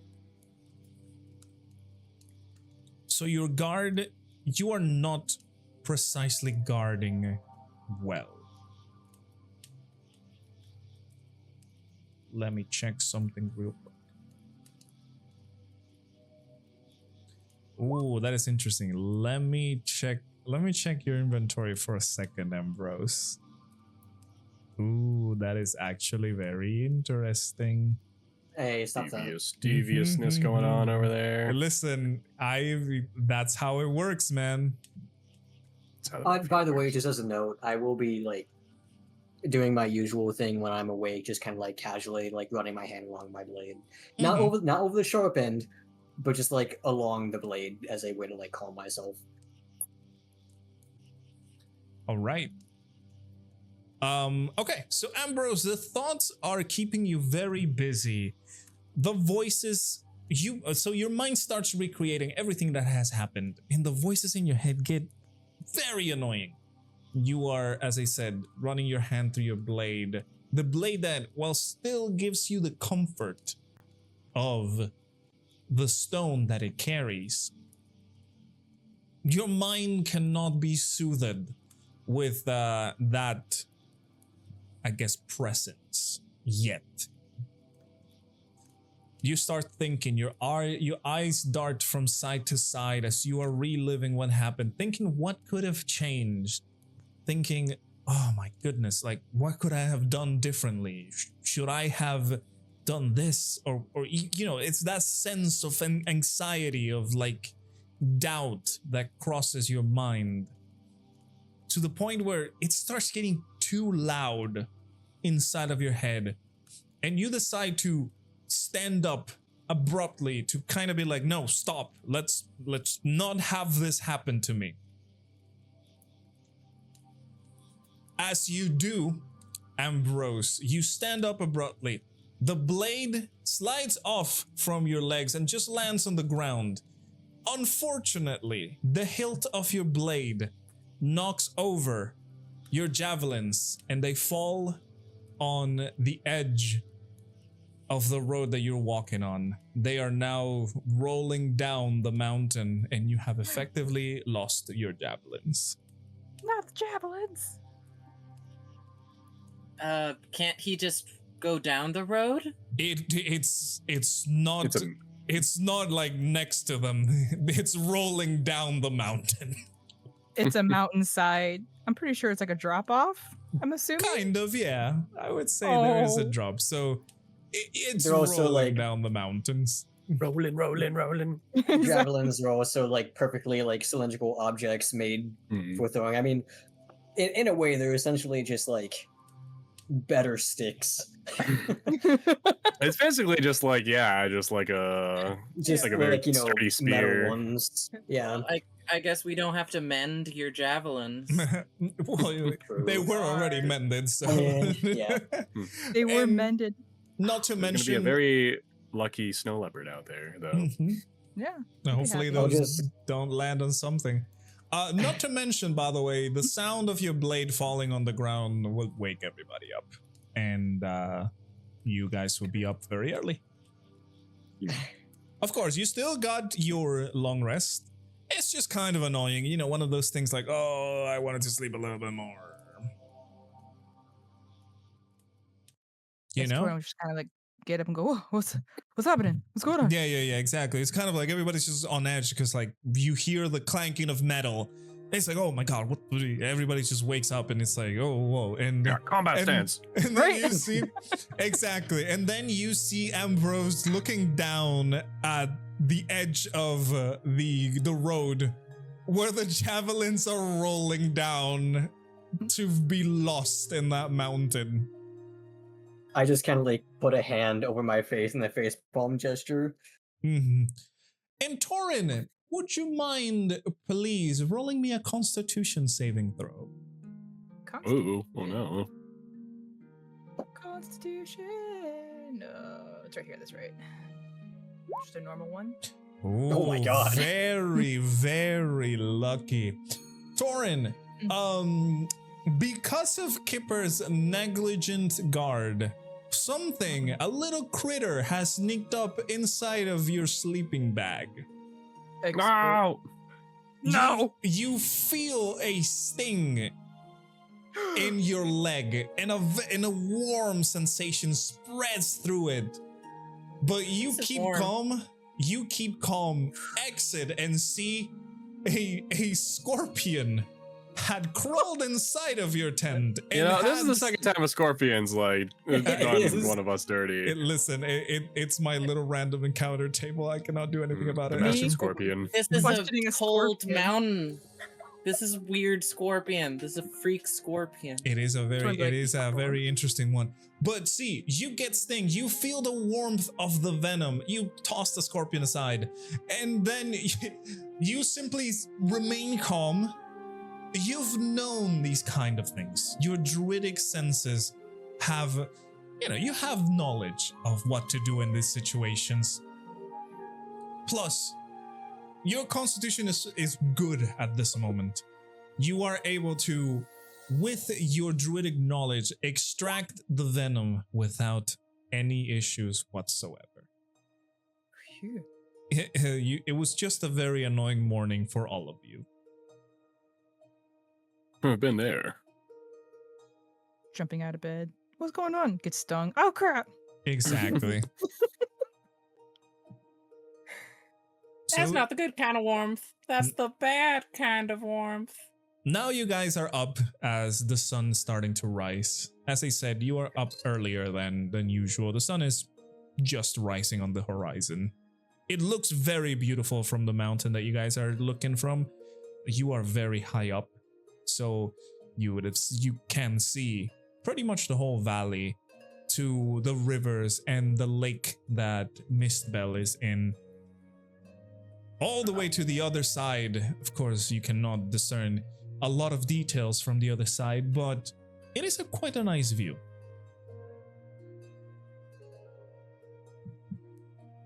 So what are you guys doing? Taurin would be Uh, looking at the scenery because it's been a while since she's seen this in a while. It's been a year or so. Mm-hmm. So she's kind of like enjoying the serene sunrise. But go ahead. That's all I had to say. Yeah, as he said, you guys wake up a lot earlier, and it's like, oh, why did I go wake No. up? You know? Bless you. Sorry, yeah. I accidentally threw my headset when I sneezed. Thank you. was a rough sneeze. I guess, yeah, Rexmoa would ask, so, Taurin, how long has it been since you've returned?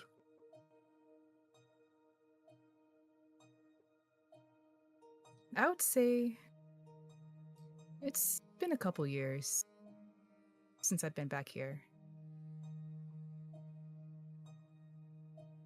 How are you feeling leading up to this? I mean, are you nervous? Are you excited? Is there anyone in particular you want to see? Or maybe anyone in particular you want to share some news about? Like I'm a certain, excited. maybe paternal figure, perhaps, that you might want to disclose the fact that you may or may not be betrothed to, elf royalty? I actually left the mountain for someone a while ago, so Oh. coming back and letting them know about someone new, not sure how they take the news, to be honest. It's a real, egg on head moment for Rexmoa. Whoopsie. Did You were you dating before I conceived you? What?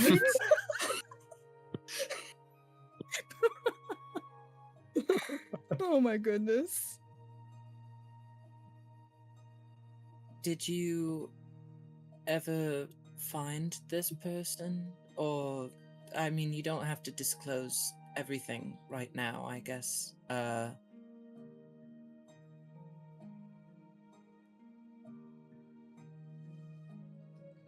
It's a little muddy, but let's just say I'm supposed to find somebody, and I haven't found them yet. Hmm. And So it feels a bit premature, perhaps. a little. And the companion I left with, well, the betrayal was a little tough in that regards. So I guess we'll just find out when we get there. Do you think maybe he returned before you? I doubt that.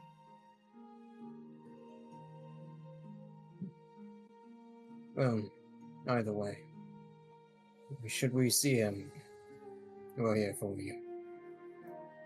It's only right I offer the same that you've offered me. Right. Well, he would stand out for sure. He's not a snow leopard. Tabaxi of any sorts.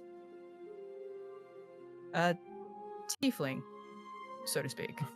Oh. So horns and a Understood. tail. Was he no grown up judgment. here?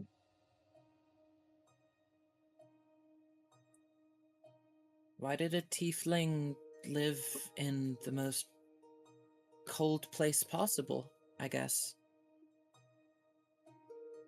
Never got around to asking him that. Was he born up here, or did he move up here? It was through travel that brought him up. So he was an okay companion. You guys Only by okay? far exceed his yeah. Sort of kind of trail off. At the very minimum, we won't betray you. Well, Not on purpose, at least. Wait, I shouldn't have said that. Or at all. well, for your sake, I hope not. She was I just mean, being we can be pretty dumb sometimes, not gonna lie. it's all right. I should put foot in mouth now. I get where you're trying to go with it. No worries there, Bip. Or Kip. Oh no, it's almost like my two names are too close together. Just a little bit. It's okay. I got you. No worries.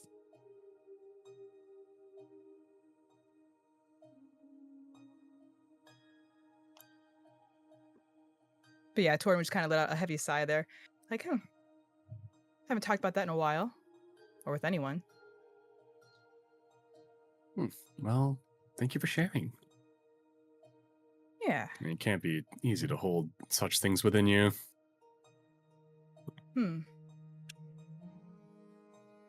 I can't. That's for sure. But sometimes you have to learn how to just live with it, you know? Yes, Bad I things will happen. think I understand that one quite well.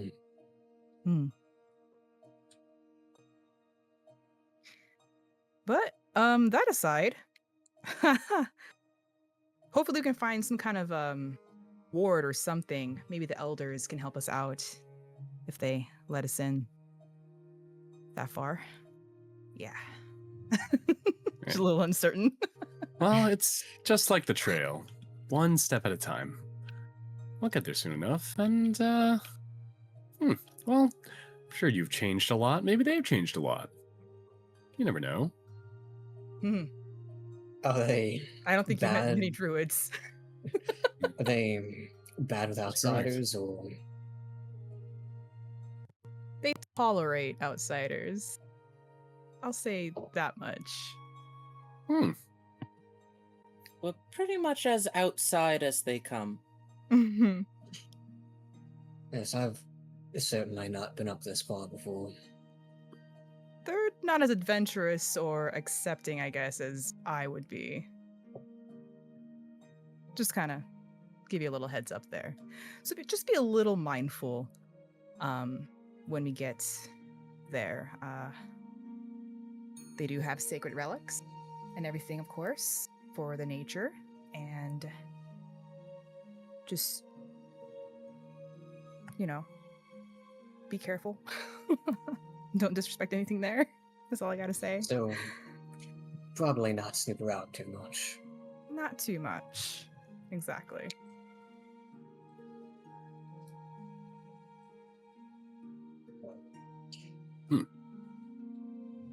Yes, I'll treat it like the finest dig site. There we go. That'd be a perfect way.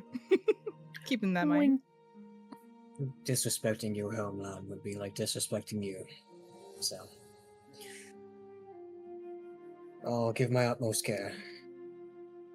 And if you have any questions, just ask. And Oh, we will. We will have a lot of questions. Okay. just to make sure again, you all are right with me being up here. I am. I have no problem with it at all. I'm sorry, I just wanted to make sure. Can't say the same for some of the others, but, to each their own at this point, right? Does that sentiment apply to all of us equally?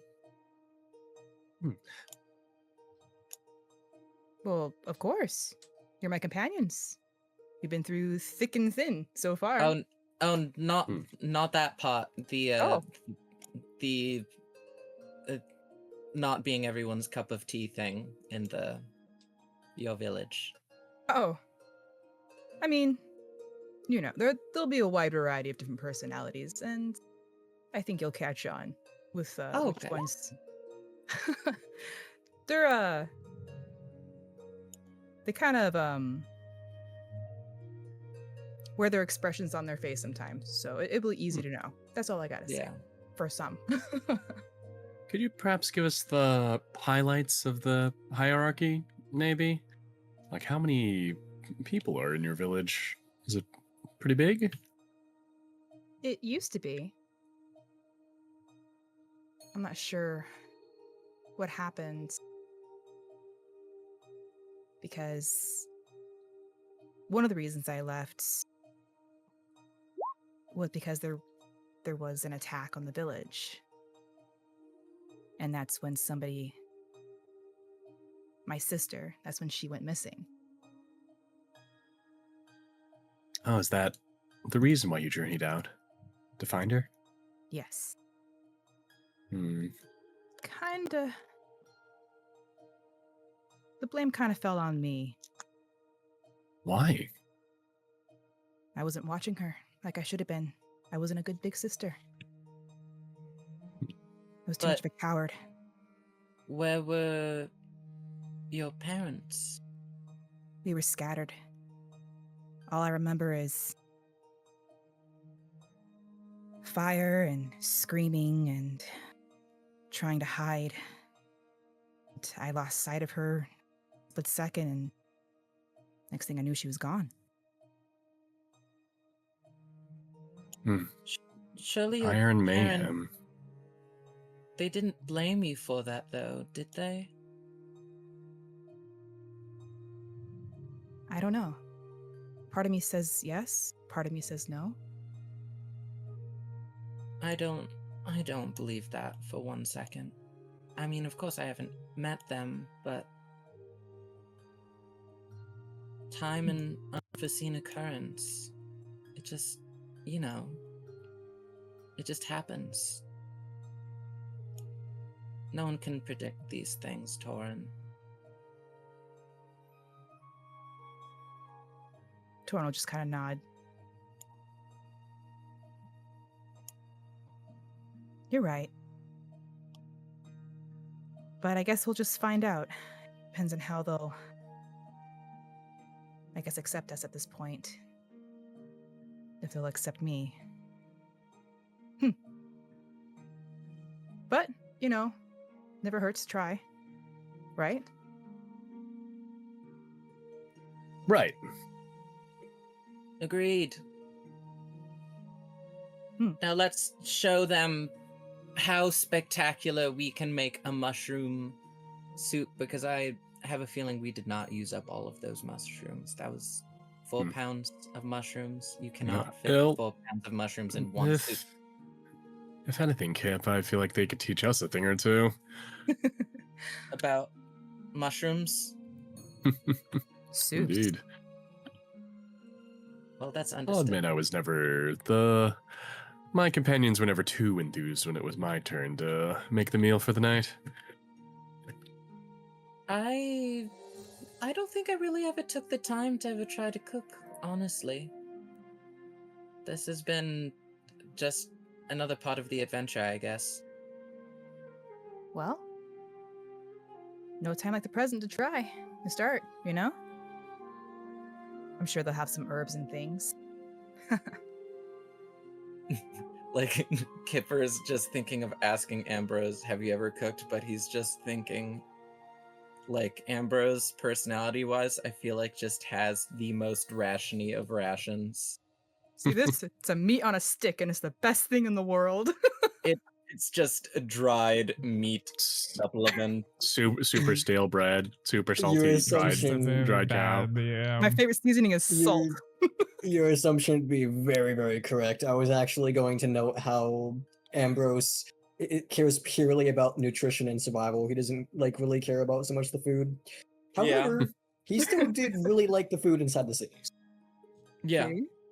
Mm-hmm. He enjoys food, but he likes to survive. Yeah, That's why he considering the enjoys whole urchin thing, he focused a lot more on just making sure he was able to live and have the appropriate nutrients.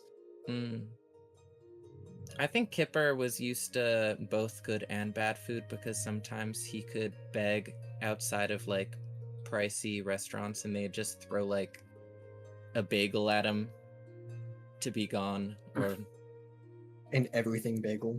an everything bagel, which to a child means everything.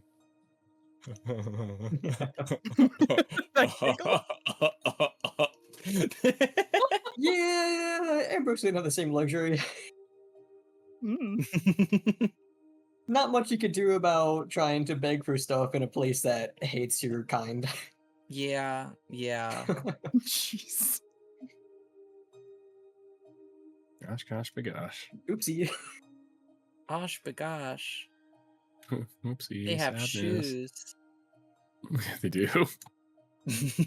Yes, this leather shoe is very nutritious. I'm wood. In the sense of eating, of course. Just break it down, put it in the stew. Mmm. Break it down. Enzyme. Pineapple. Oh, yeah. Shoe juice. Fun fact: you technically can like live off an authentic leather shoe, except it's It is not very nutritious. And the second issue is with the way we make shoes nowadays, they tend to Yeah. be Too many chemicals. they tend to have like chemicals added on them, Preservatives. which Hmm. will instead counteract the nutrition you actually the very little amount that you would get from it, You just be getting and it will sick. actively poison you instead. Hmm. But if you have like an old, like authentic, like leather shoe, technically speaking, you could live off it for like a day. Oh. Noted. I don't know. Noted about when I go that. camping or go You hiking. never know what off. wacky scenarios we might get into out here. That's why I always wear leather shoes and leather pants and leather jackets. Leather jacket. Again, definitely not suggested because it's not good for you. It will just like barely let you survive, assuming there isn't any like chemicals on it to begin with. Or any other Le- food items on your person. Leather gloves and leather socks. What? Ugh. Hey, leather socks, what? No. You know, all the more No. reason to like No. you can get like mushroom leather things. What? Yeah, That's a thing? Oh yeah, I forgot about yeah, mushroom it is a leather. thing. It's like a vegan alternative to leather. You also What? have I did not know it was a mango thing. skin leather. I learned something new today. Yep. Yeah. They also make lobster plastic, which is made from like the Lobster. keratin that's broken down from lobster shells. It is tough. So. Yeah. Wow. Ziploc bag. That used to be a lobster. I didn't know. Okay. It's more expensive to make than to. Well, yeah.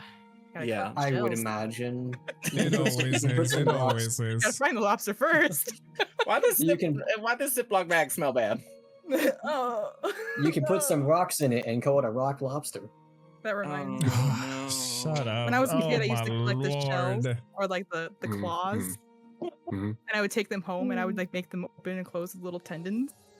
My parents would be like, "What are you doing?" I'm like, I'm a lobster." I used to do Uh, that too. I'm assuming that as we are having this player dialogue, Scintillating conversation. our Yes. actual characters are just continuing walking. Yeah, I mean, that's what I was about to ask. If you guys are going to have your characters continue. Yeah. Yeah, It's a totally. but- If Trekking you up guys that are going to mountain. continue, obviously you're going to continue the trek on that mountain, going up and down the different hills and different pathways until you, well, it's going to be a few more hours. As I said, it's going to be, at the very least, you're going to be on the evening in that town.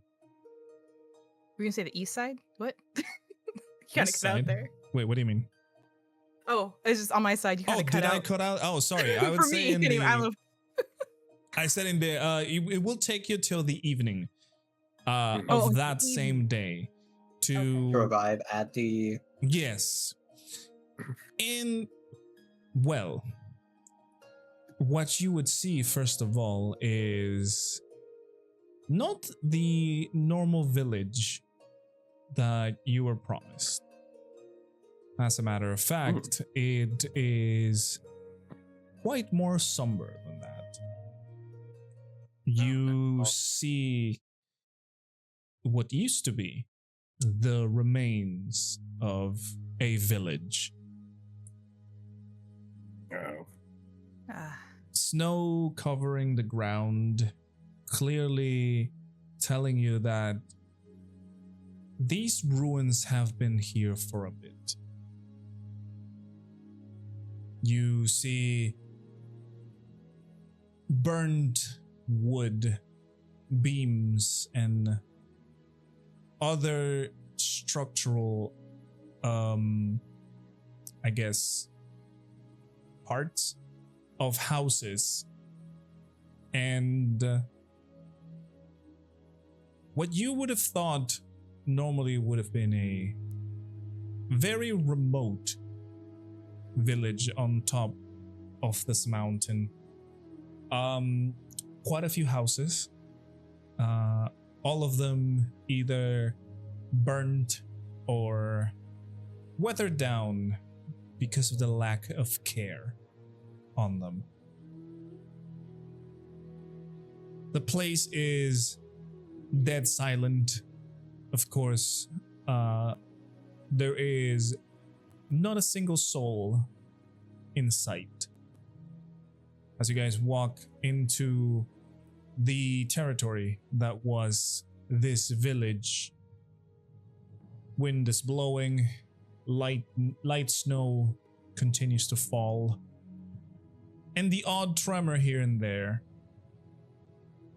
would also add to this feeling of, well, I wouldn't know how to describe it. It's just a sinking feeling in your hearts, knowing that this used to be, at some point, the home of your tabaxi companion.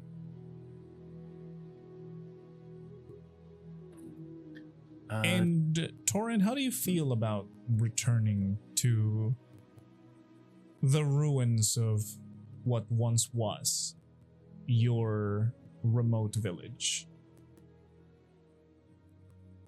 Devastated, of course. She would kind of say, so no one came back. They're just gone? So wait, when you left, it was like this?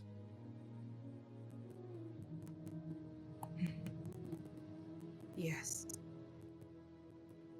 Hmm. I thought they would rebuild.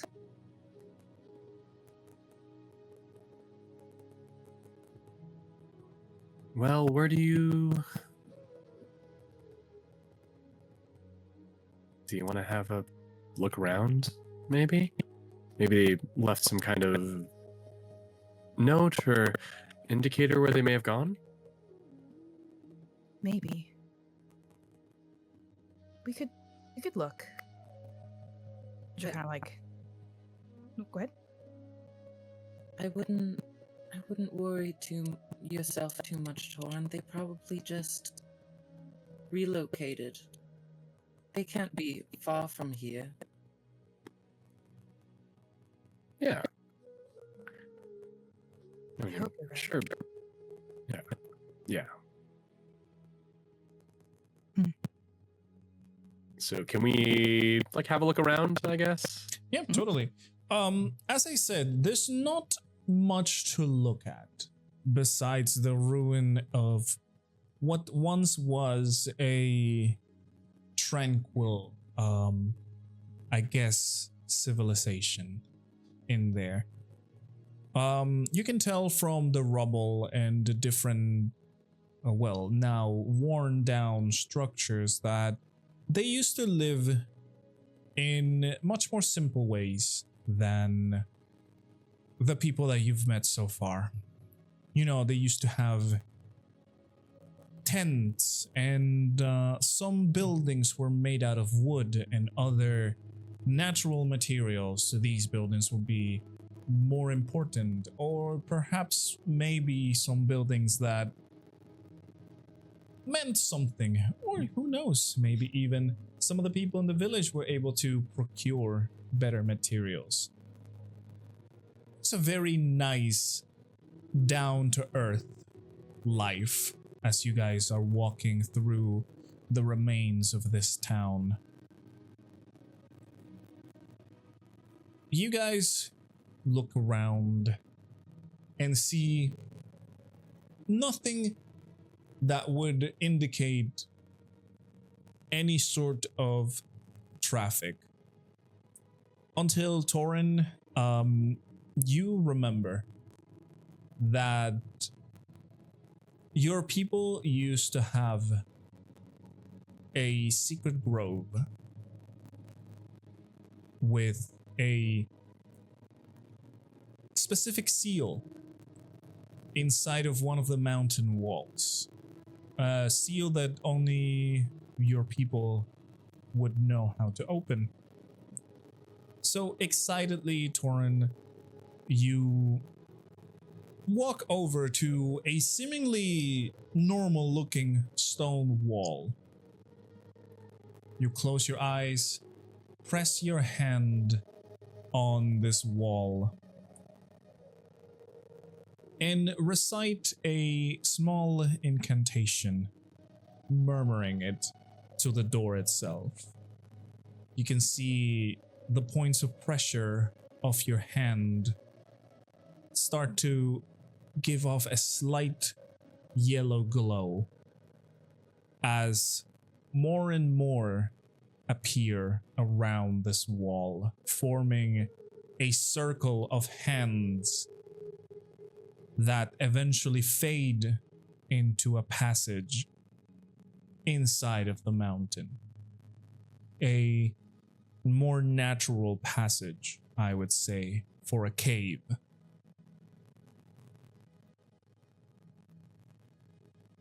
Again, you get excited, Taurin. It is a possibility. There is a possibility of somebody being there, of any sort of person inside of this hidden grove. So all of you head in and slowly make your way into the damp and pretty cold cave.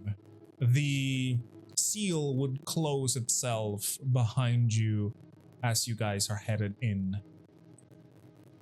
You can only hear from the inside the dripping of water, and not even the cold wind enters there.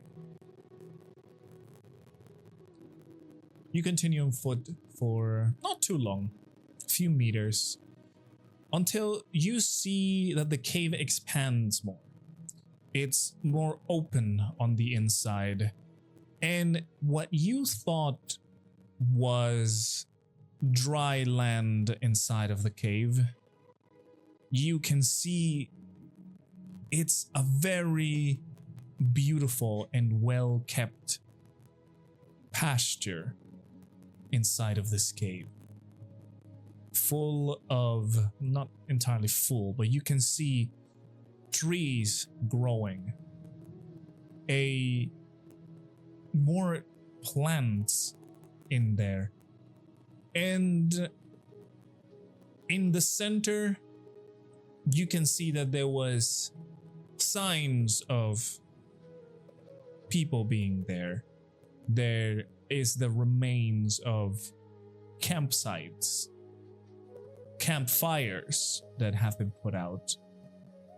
However, they are cold, very cold.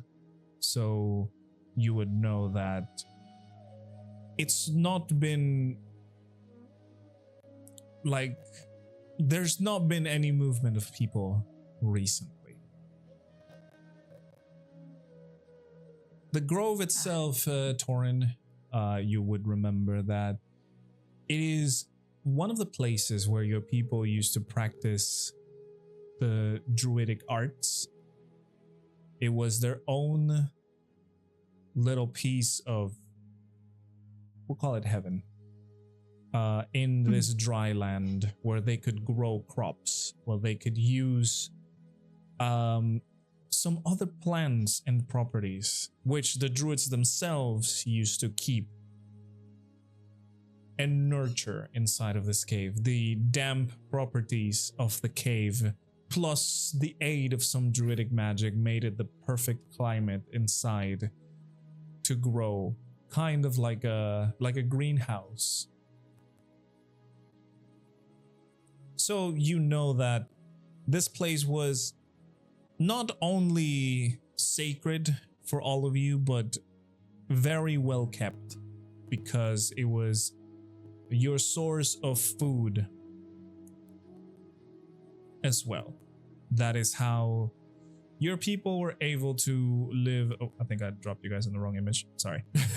This is how your people were able to keep themselves fed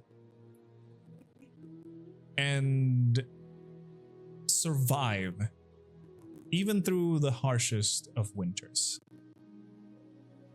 However, again, the feeling of loneliness hits. The place has clearly been forgotten. Of course, nature still thrives in there, but you don't know for how long. After all, it is the magic that kept the plants continuously growing and giving them the right habitat for them. As I mentioned before, you see remains of people, but they are gone as well.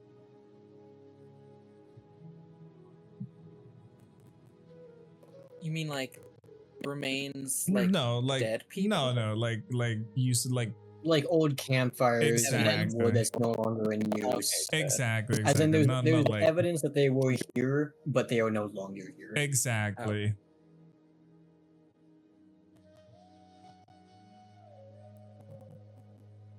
This No corpses, silence no is nothing. Sorry, weird.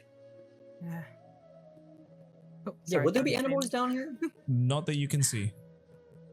This is Taurin's time to talk. Oops. Shorter. No, you're good. Do your questions. You have questions. I quiet now. Good. Just totally was gonna say, I guess.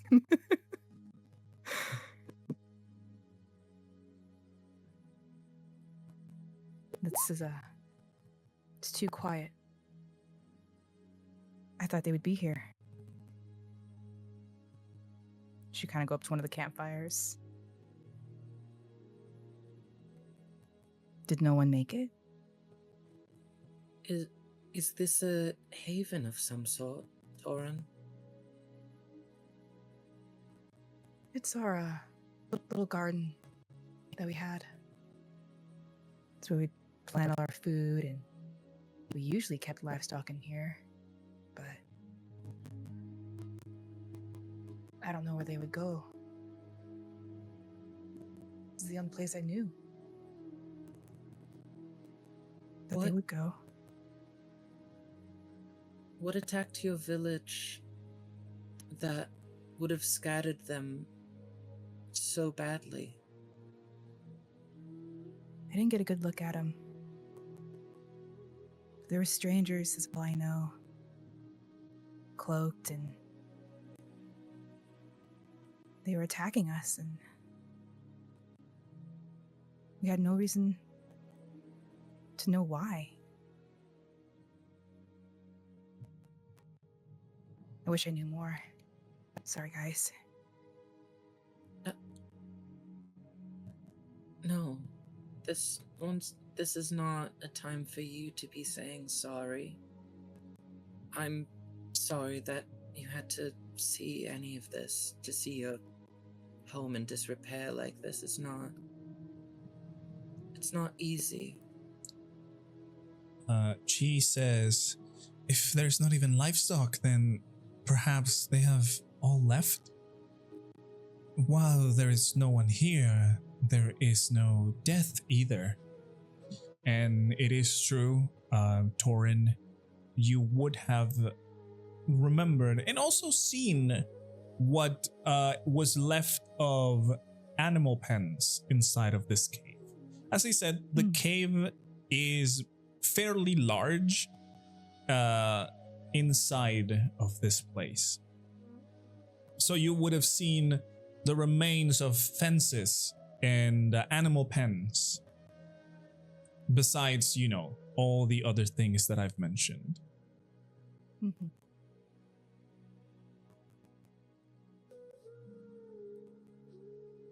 She just kind of like drop her shoulders and just kind of look around and try to gather her thoughts. I don't think they ever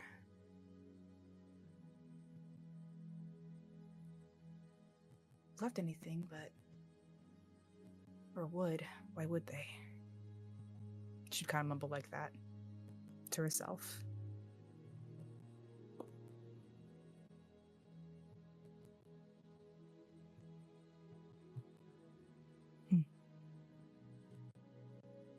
I guess this is what loneliness feels like. Weird. I Probably think go at up. this. Oh, go ahead. Oh, sorry. No, you go first. I'll say, and then she'll kind of like walk to probably like one of the little huts or something and try to see if maybe there's anything to see and gather, like any notes or something, notepads or, Taurin, things like that. as you are looking around, trying to brush off some of the plants that may have overgrown since people were there, trying to, scour the land to find any sort of evidence that, anybody was there or what happened even.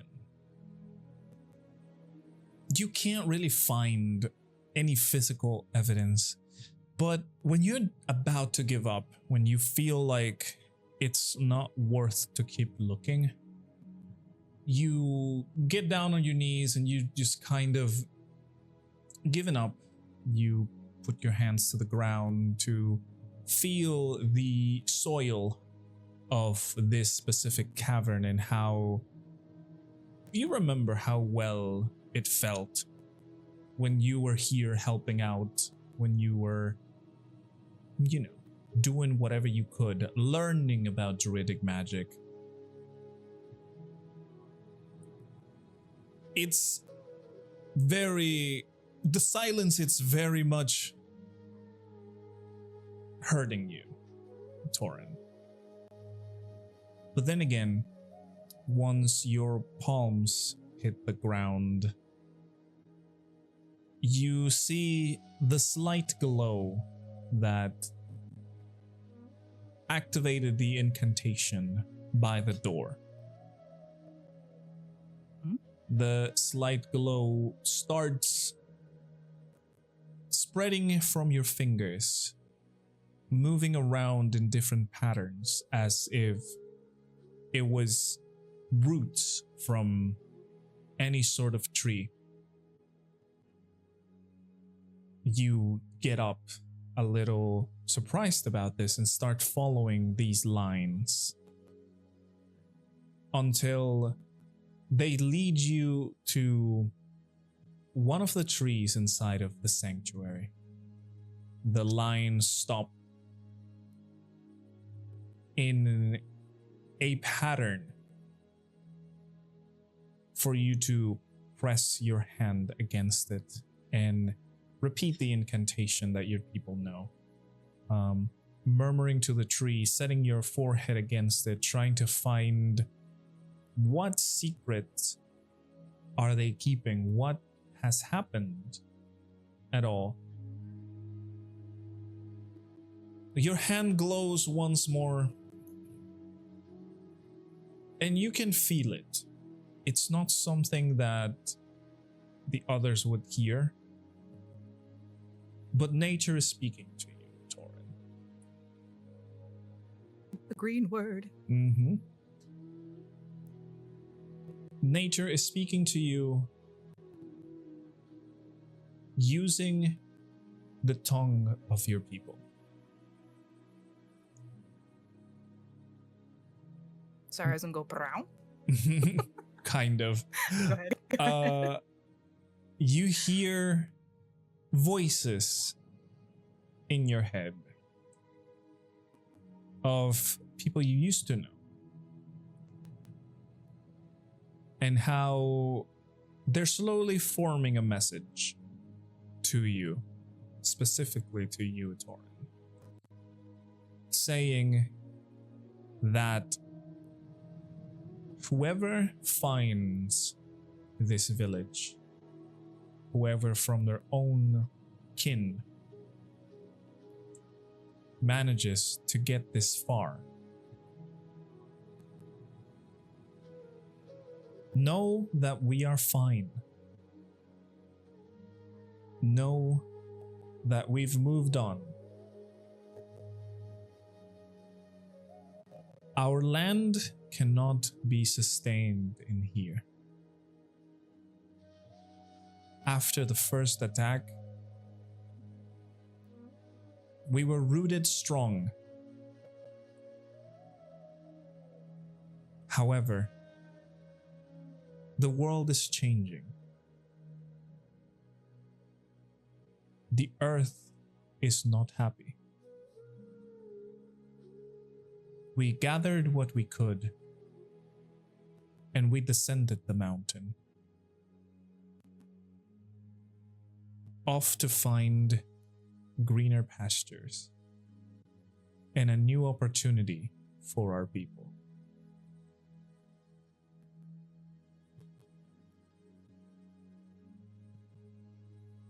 And the voices completely fade away.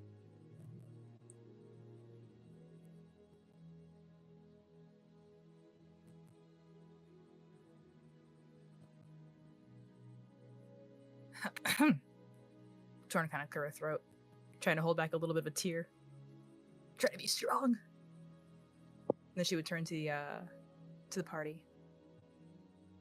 Well, good news and bad news. It seems like some of them may have survived, but they're no longer on the mountain. I have no idea where they would have gone after that point. Sorry to even brought you guys even up all this way. I thought they would be here. No. Just. At least now we know we might see your family and your friends, your fellow villagers, maybe on our way to Portstrail or just on our journey in general. They're somewhere out there, so this was important. You needed closure of a sort, I guess. I'm just sorry this is what you came to find. Kipper is correct. This is definitely not what I think any of us expected, but it's also a good thing. Now you know your people are okay. They survived. At least there's some closure in that. Yeah, this is great news.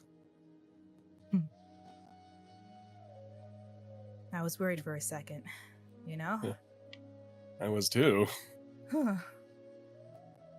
I was worried, And she would to say, say the least. and they are together.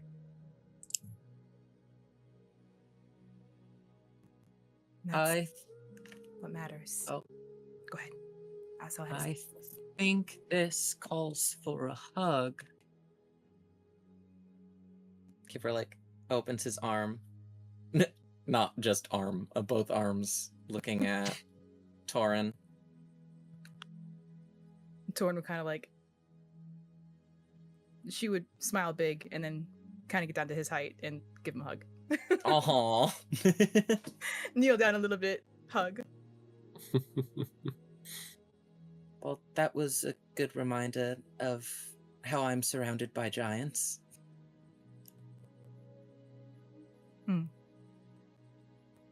It's okay, Shorty.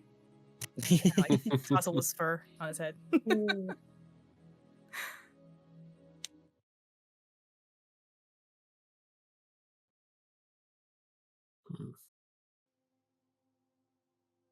Well, I guess if it's not too disrespectful, should we just stay here for the night? I don't see why not. No Uh, one here to tell us no. The question is, what time of day is it? No, I thought we got here at night. Yeah, We it's got here in the evening, it's evening. Oh yeah. Okay, so yeah, we are gonna and meet we've the- also Alright. spent time looking around, remembering that there is a way into the grove, We probably spent like minimum an hour just looking around. Yeah. Exactly. Okay, yeah, no, it's a good idea to sleep here then. You guys are right. Yeah, in the nice grove. This Maybe it's not place- my. Oh, sorry. No, you first. I was just gonna say Okay. this place is beautiful. I was gonna say something very similar, in fact. Oh, you the same go. time. Maybe it's not my place to say this, but seeing something so natural made by humanity's hand, it sparks something within me. I'm so used to human constructs, human hands, changing the lands and forming it into what we believe is useful. That just seeing mankind use the land to create a more primal thing.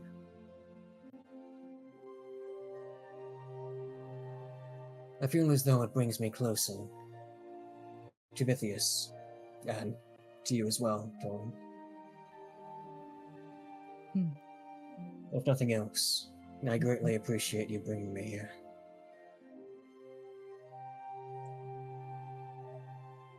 That's good to hear that. Peace and serenity, that's pretty much what we hope for with nature.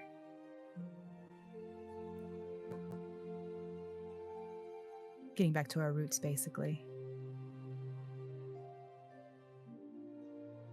You know, the gods, they always seemed just like just child stories you'd hear, you know? Couldn't really believe something that you can't see. Nature I could see, I could feel, you know? So I believed in that more than anything. I certainly understand that. It's a strange feeling seeing this. I've been traveling for quite some time, but back when I lived in Port Strand, we were told to believe things regarding the humans. These deities, two of which were martyrs. Some of it was blind belief. And even then, the ones that lived, we were simply told to believe in them.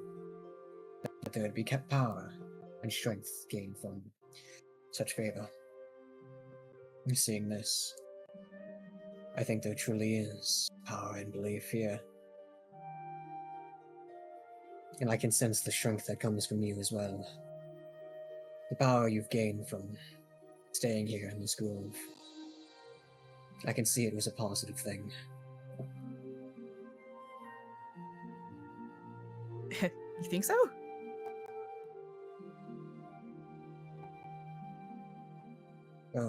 You've certainly done things I can't say I've seen before.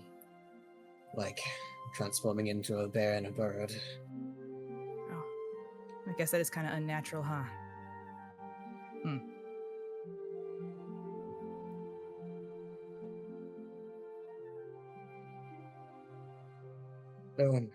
I know you said that you personally didn't care too much for it, but did your people believe in, or rather, did you favor any of the gods? Vithius, maybe? I mean, we know of them. Favoring any god, though? Not really. No worship to them, just to nature itself. Healing and the growing.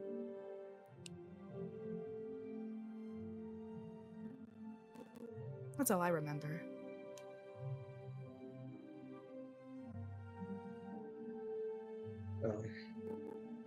It certainly worked for your people. If they can manage to survive and attack and manage to go elsewhere. Your people are strong, and I think you are too. Well, when you live on the mountain, you have to be. No place for the weak.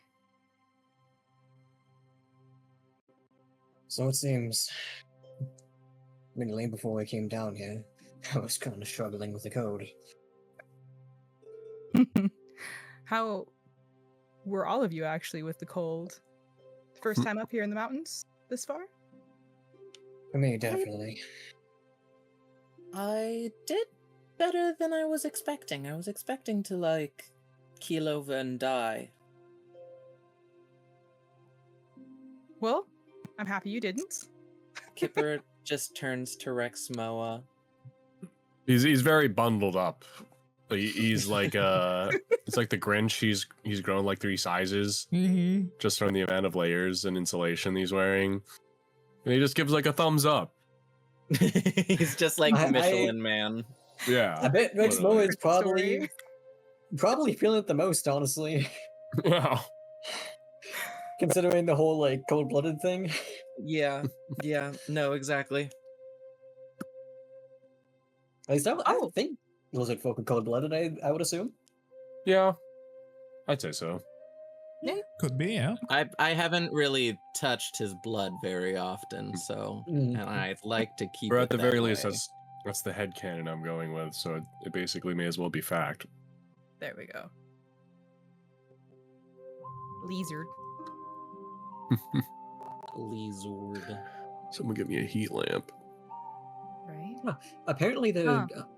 Pathfinder says that they are cold-blooded and cannot regulate the body temperature internally. Of course, that's Pathfinder, not D&D, but Correct. But it's Pathfinder. Yeah.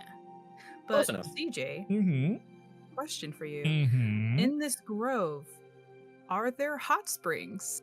Or like, where the hot rocks? Yes, as a matter of fact, you do have a small spring. That is actually what is keeping the cave damp. The steam coming out of it is what's making the cave very much, habitable to it. It's not a large one, it's not like a pool, because it is kind of hard to get water Mhm. to follow whatever path you wanted inside of the mountain. However, yes, you do see that there is a small spring in there with the with a tiny, I would call it like a waterfall, stream of water. But yes, it is a pure hot spring. Nice. Can use them warm rocks and warm up your toesies. That's for sure. Mm-hmm. Or the toe beans in this case. The toe beans, indeed. Mm-hmm. So yeah, as I said, that is what is keeping the steam from this is what's keeping the cave in the right conditions. Of course, right now it's a little bit more colder than you were used to, because obviously there are more to just humidity, but they're still there. Very nice. Okay.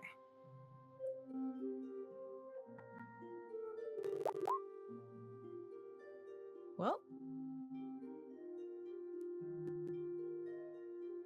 what did she and Ambrose have to say?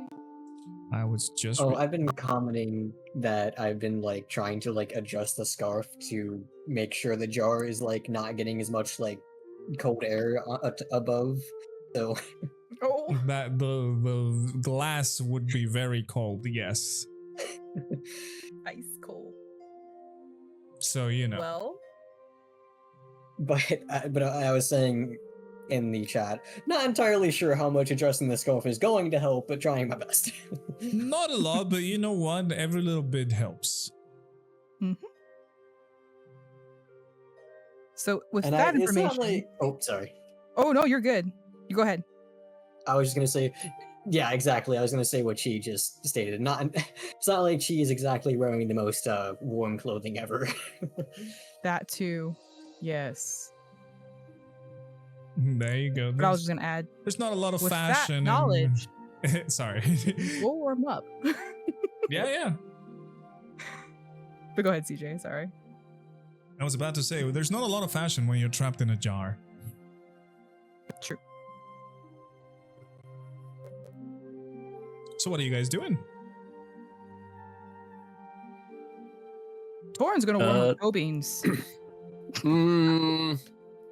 Unfortunately, Rexmoa is going to have to abstain because, like going in the springs even a little bit would entail taking off the many layers, keeping him as mildly comfortable as he can be. Toe bean time. Yeah, maybe he'll look for like a hot rock or something. I mean, around the Spice it springs, up. the rocks are Yeah. definitely warm, so you know. It's almost like toe beans. Okay. Why Maybe Ambrose is he'll right take off here. his. A hot rock. He'll take off his footwear and like put his feet on the hot rocks. Isn't it something like the temperature of your feet tends to impact a lot of your like core temperature? I I have no clue. Yeah, I don't know about that one actually. I was gonna say, think of the land before time, the Great Freeze, where they were all there on the hot rocks. Dude, If you you just remember that. unlocked a memory for me. Memory unlocked. Goodness gracious. You're welcome. That's what I was imagining. There you go. And the deepest, Ah. darkest recesses of the mind, a memory sprouts. Like the mushrooms in our packs. Correct. So what about the rest of you? What about Kipper and Ambrose? What are we doing? What is What are you happening? doing? That is the question. Yeah, we're figuring. No, but in It what just so context? happens. Yeah, I mean, You're We're just basically falling like the asleep. end result is we're going to be like settled down for the night inside this grove, I believe. Okay. Mhm. You know what I'm gonna be doing, don't you, mister? You know, it's gonna happen. Oh yeah, I'm foraging. See? okay. Perfect place for it. Yeah, you are in a very nice place to forage, as a matter of fact. Kipper, you would find some berry bushes around the area. You would also find, let's see, what other kind of thing would you find in here? Oh, you will find some root vegetables, namely potatoes. Amazing roll.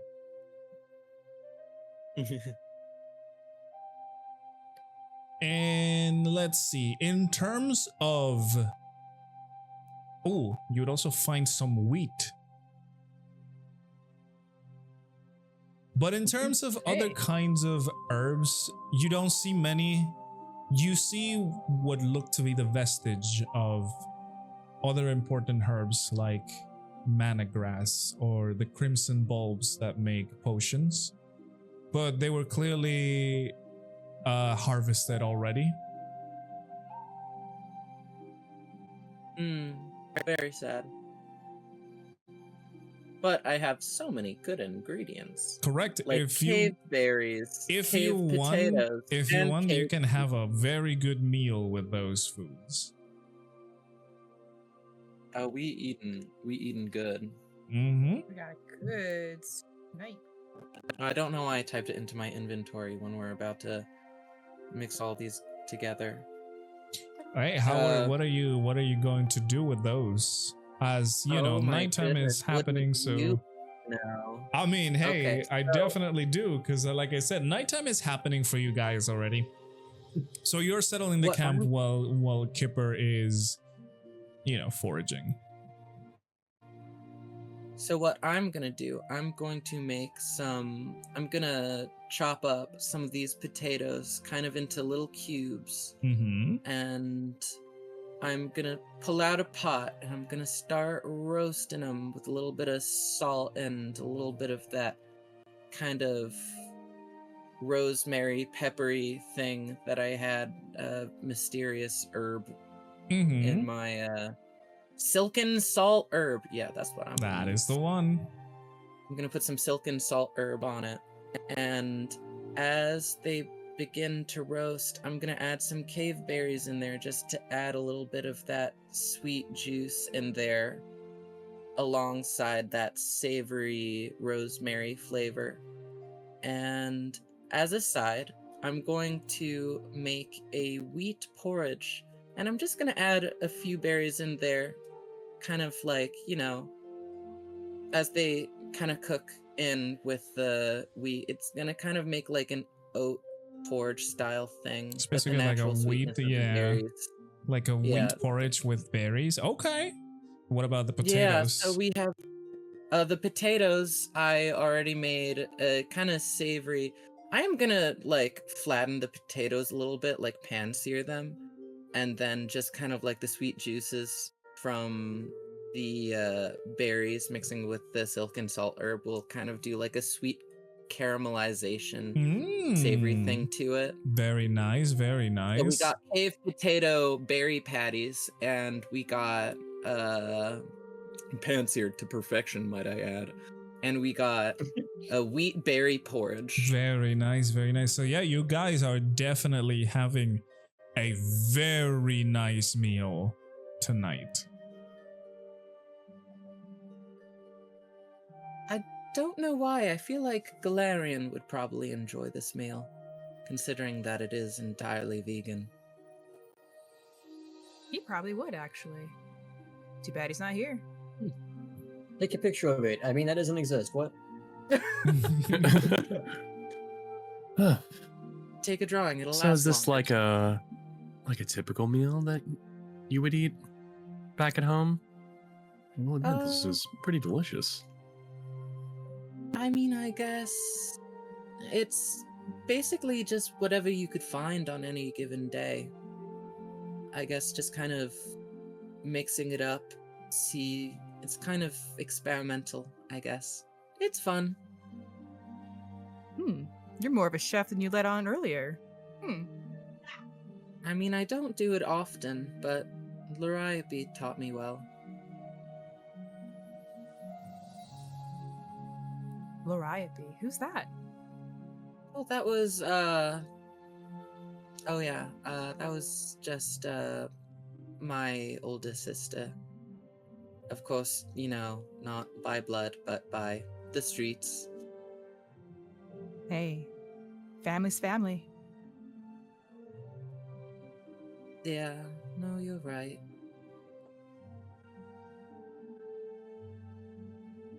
Yeah. She would have liked the berries, though.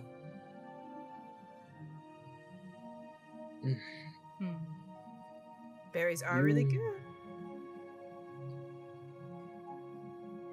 You have mentioned Luriabe a couple of times now. It seems she was rather important to you. They were all important to me.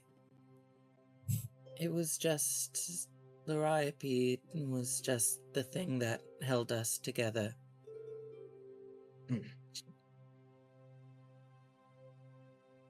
Sometimes all it takes is one person to settle things down and to set things right. Yeah. Yeah. I didn't necessarily have a mother, but I had Luriabe, and I think the rest of us felt the same in that aspect. She would also say, looking at the food, one day.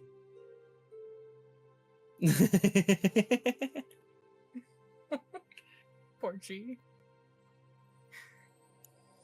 If you want, I can describe the flavors to you, or would that be mean?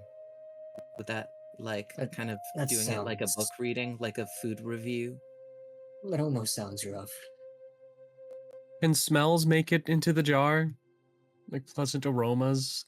I'm assuming they do. It's not like airtight, otherwise you would, suffocate. Yeah.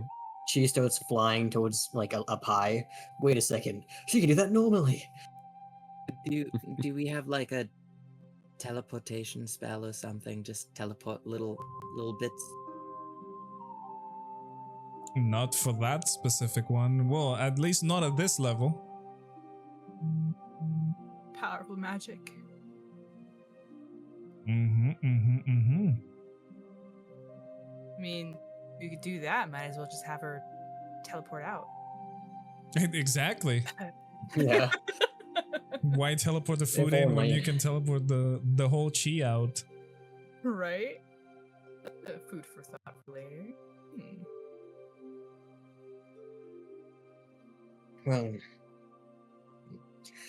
Kipper, if you don't mind this request, once everything has settled down a bit, I'd appreciate if you would teach me how to cook. I would be delighted. Honestly, I mean, yeah, you can always have survival food, but there's something about giving survival food a flair. Just because it's what's available doesn't mean it has to taste bland, I guess. Yes, I'm realizing that with you around. It also made me realize that the dream I have, when everything is said and done, I spoke about it previously, about wishing to open an orphanage. It would be wrong of me to teach young people and not give them proper sustenance, but also make sure it tastes good as well. I honestly, yeah. No, that's perfect. I mean, of course, you can't be running that place by yourself. Make sure you get some hands to help you. If you need someone to cook, you can always probably find someone who's good at cooking as well. There's probably a lot of people like us who wouldn't mind pitching in to the newer generations.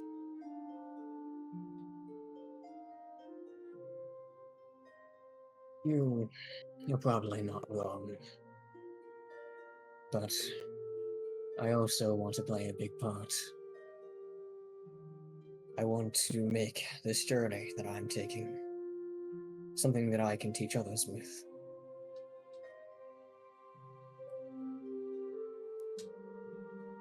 That is honestly such a healthy perspective.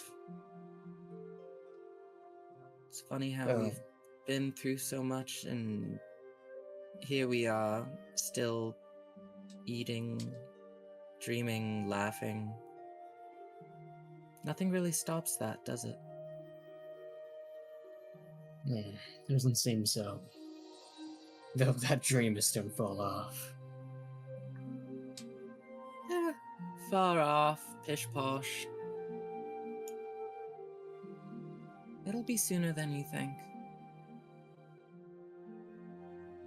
All good things start with a dream sometimes.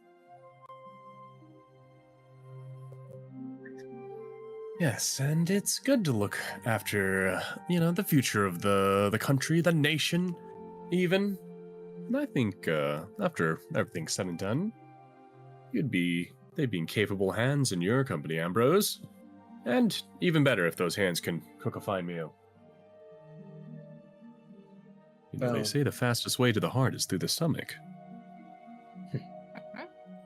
Maybe. Though I must say, I do think that if that dream is to come to fruition, I'd have to thank you all for it.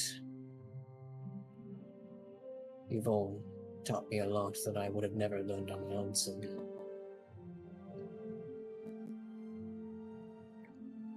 You're saying it as if this is gonna be some of the last time you'll see us. Don't worry, you have a lot more to learn. Same as I, obviously. That came out very unhumble. Oh,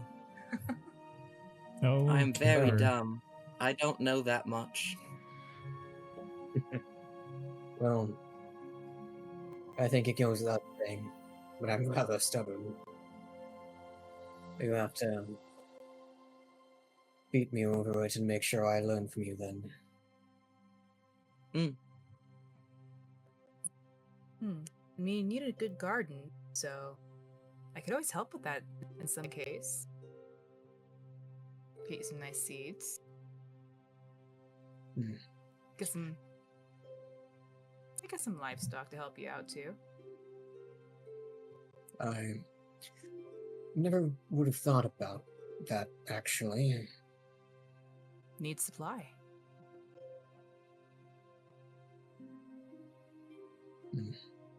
It seems I still have much to learn then. Only a little bit, probably. Probably just the business savvy end of it.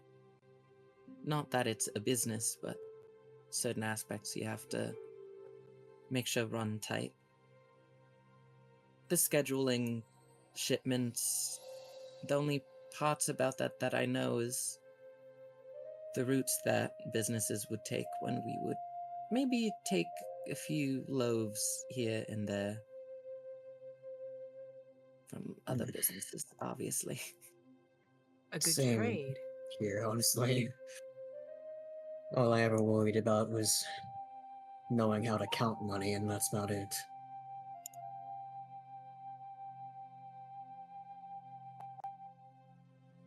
So, as you guys continue your chatting, nighttime starts to hit. Obviously, it is very dark in the grove, so you guys decide to keep the small fire that you made inside to cook and settle down with your, your makeshift beds in the safety of this hidden grove where, you are mostly sure that nothing is going to happen to you. And with that, we're going to finish the session for today. Yes, it was a nice one. That was good. Backstory time. Story time. I'm so happy that we went up to the village Mhm. just so that we could get some more Taurin backstory, because I feel like that's the backstory we needed. We have so much of the Kipper, Rexmoa, Ambrose backstory. We needed Taurin. Yeah, we need those tabaxi tales. Yeah. That was a good one. I had to really think on my Exactly. toes. I'm like, hang on. Now you Sometimes know it's how like we that. feel. Exactly. Exactly. So, let's go and say goodbye to the people watching the VODs on YouTube. Goodbye. Good night. Bye-bye, Bod Bye, Bot Squad. Squad. love you. I'll see I you also love guys you. on the next one. Oh my lord, you guys are creepy. I'll see you guys on the next one.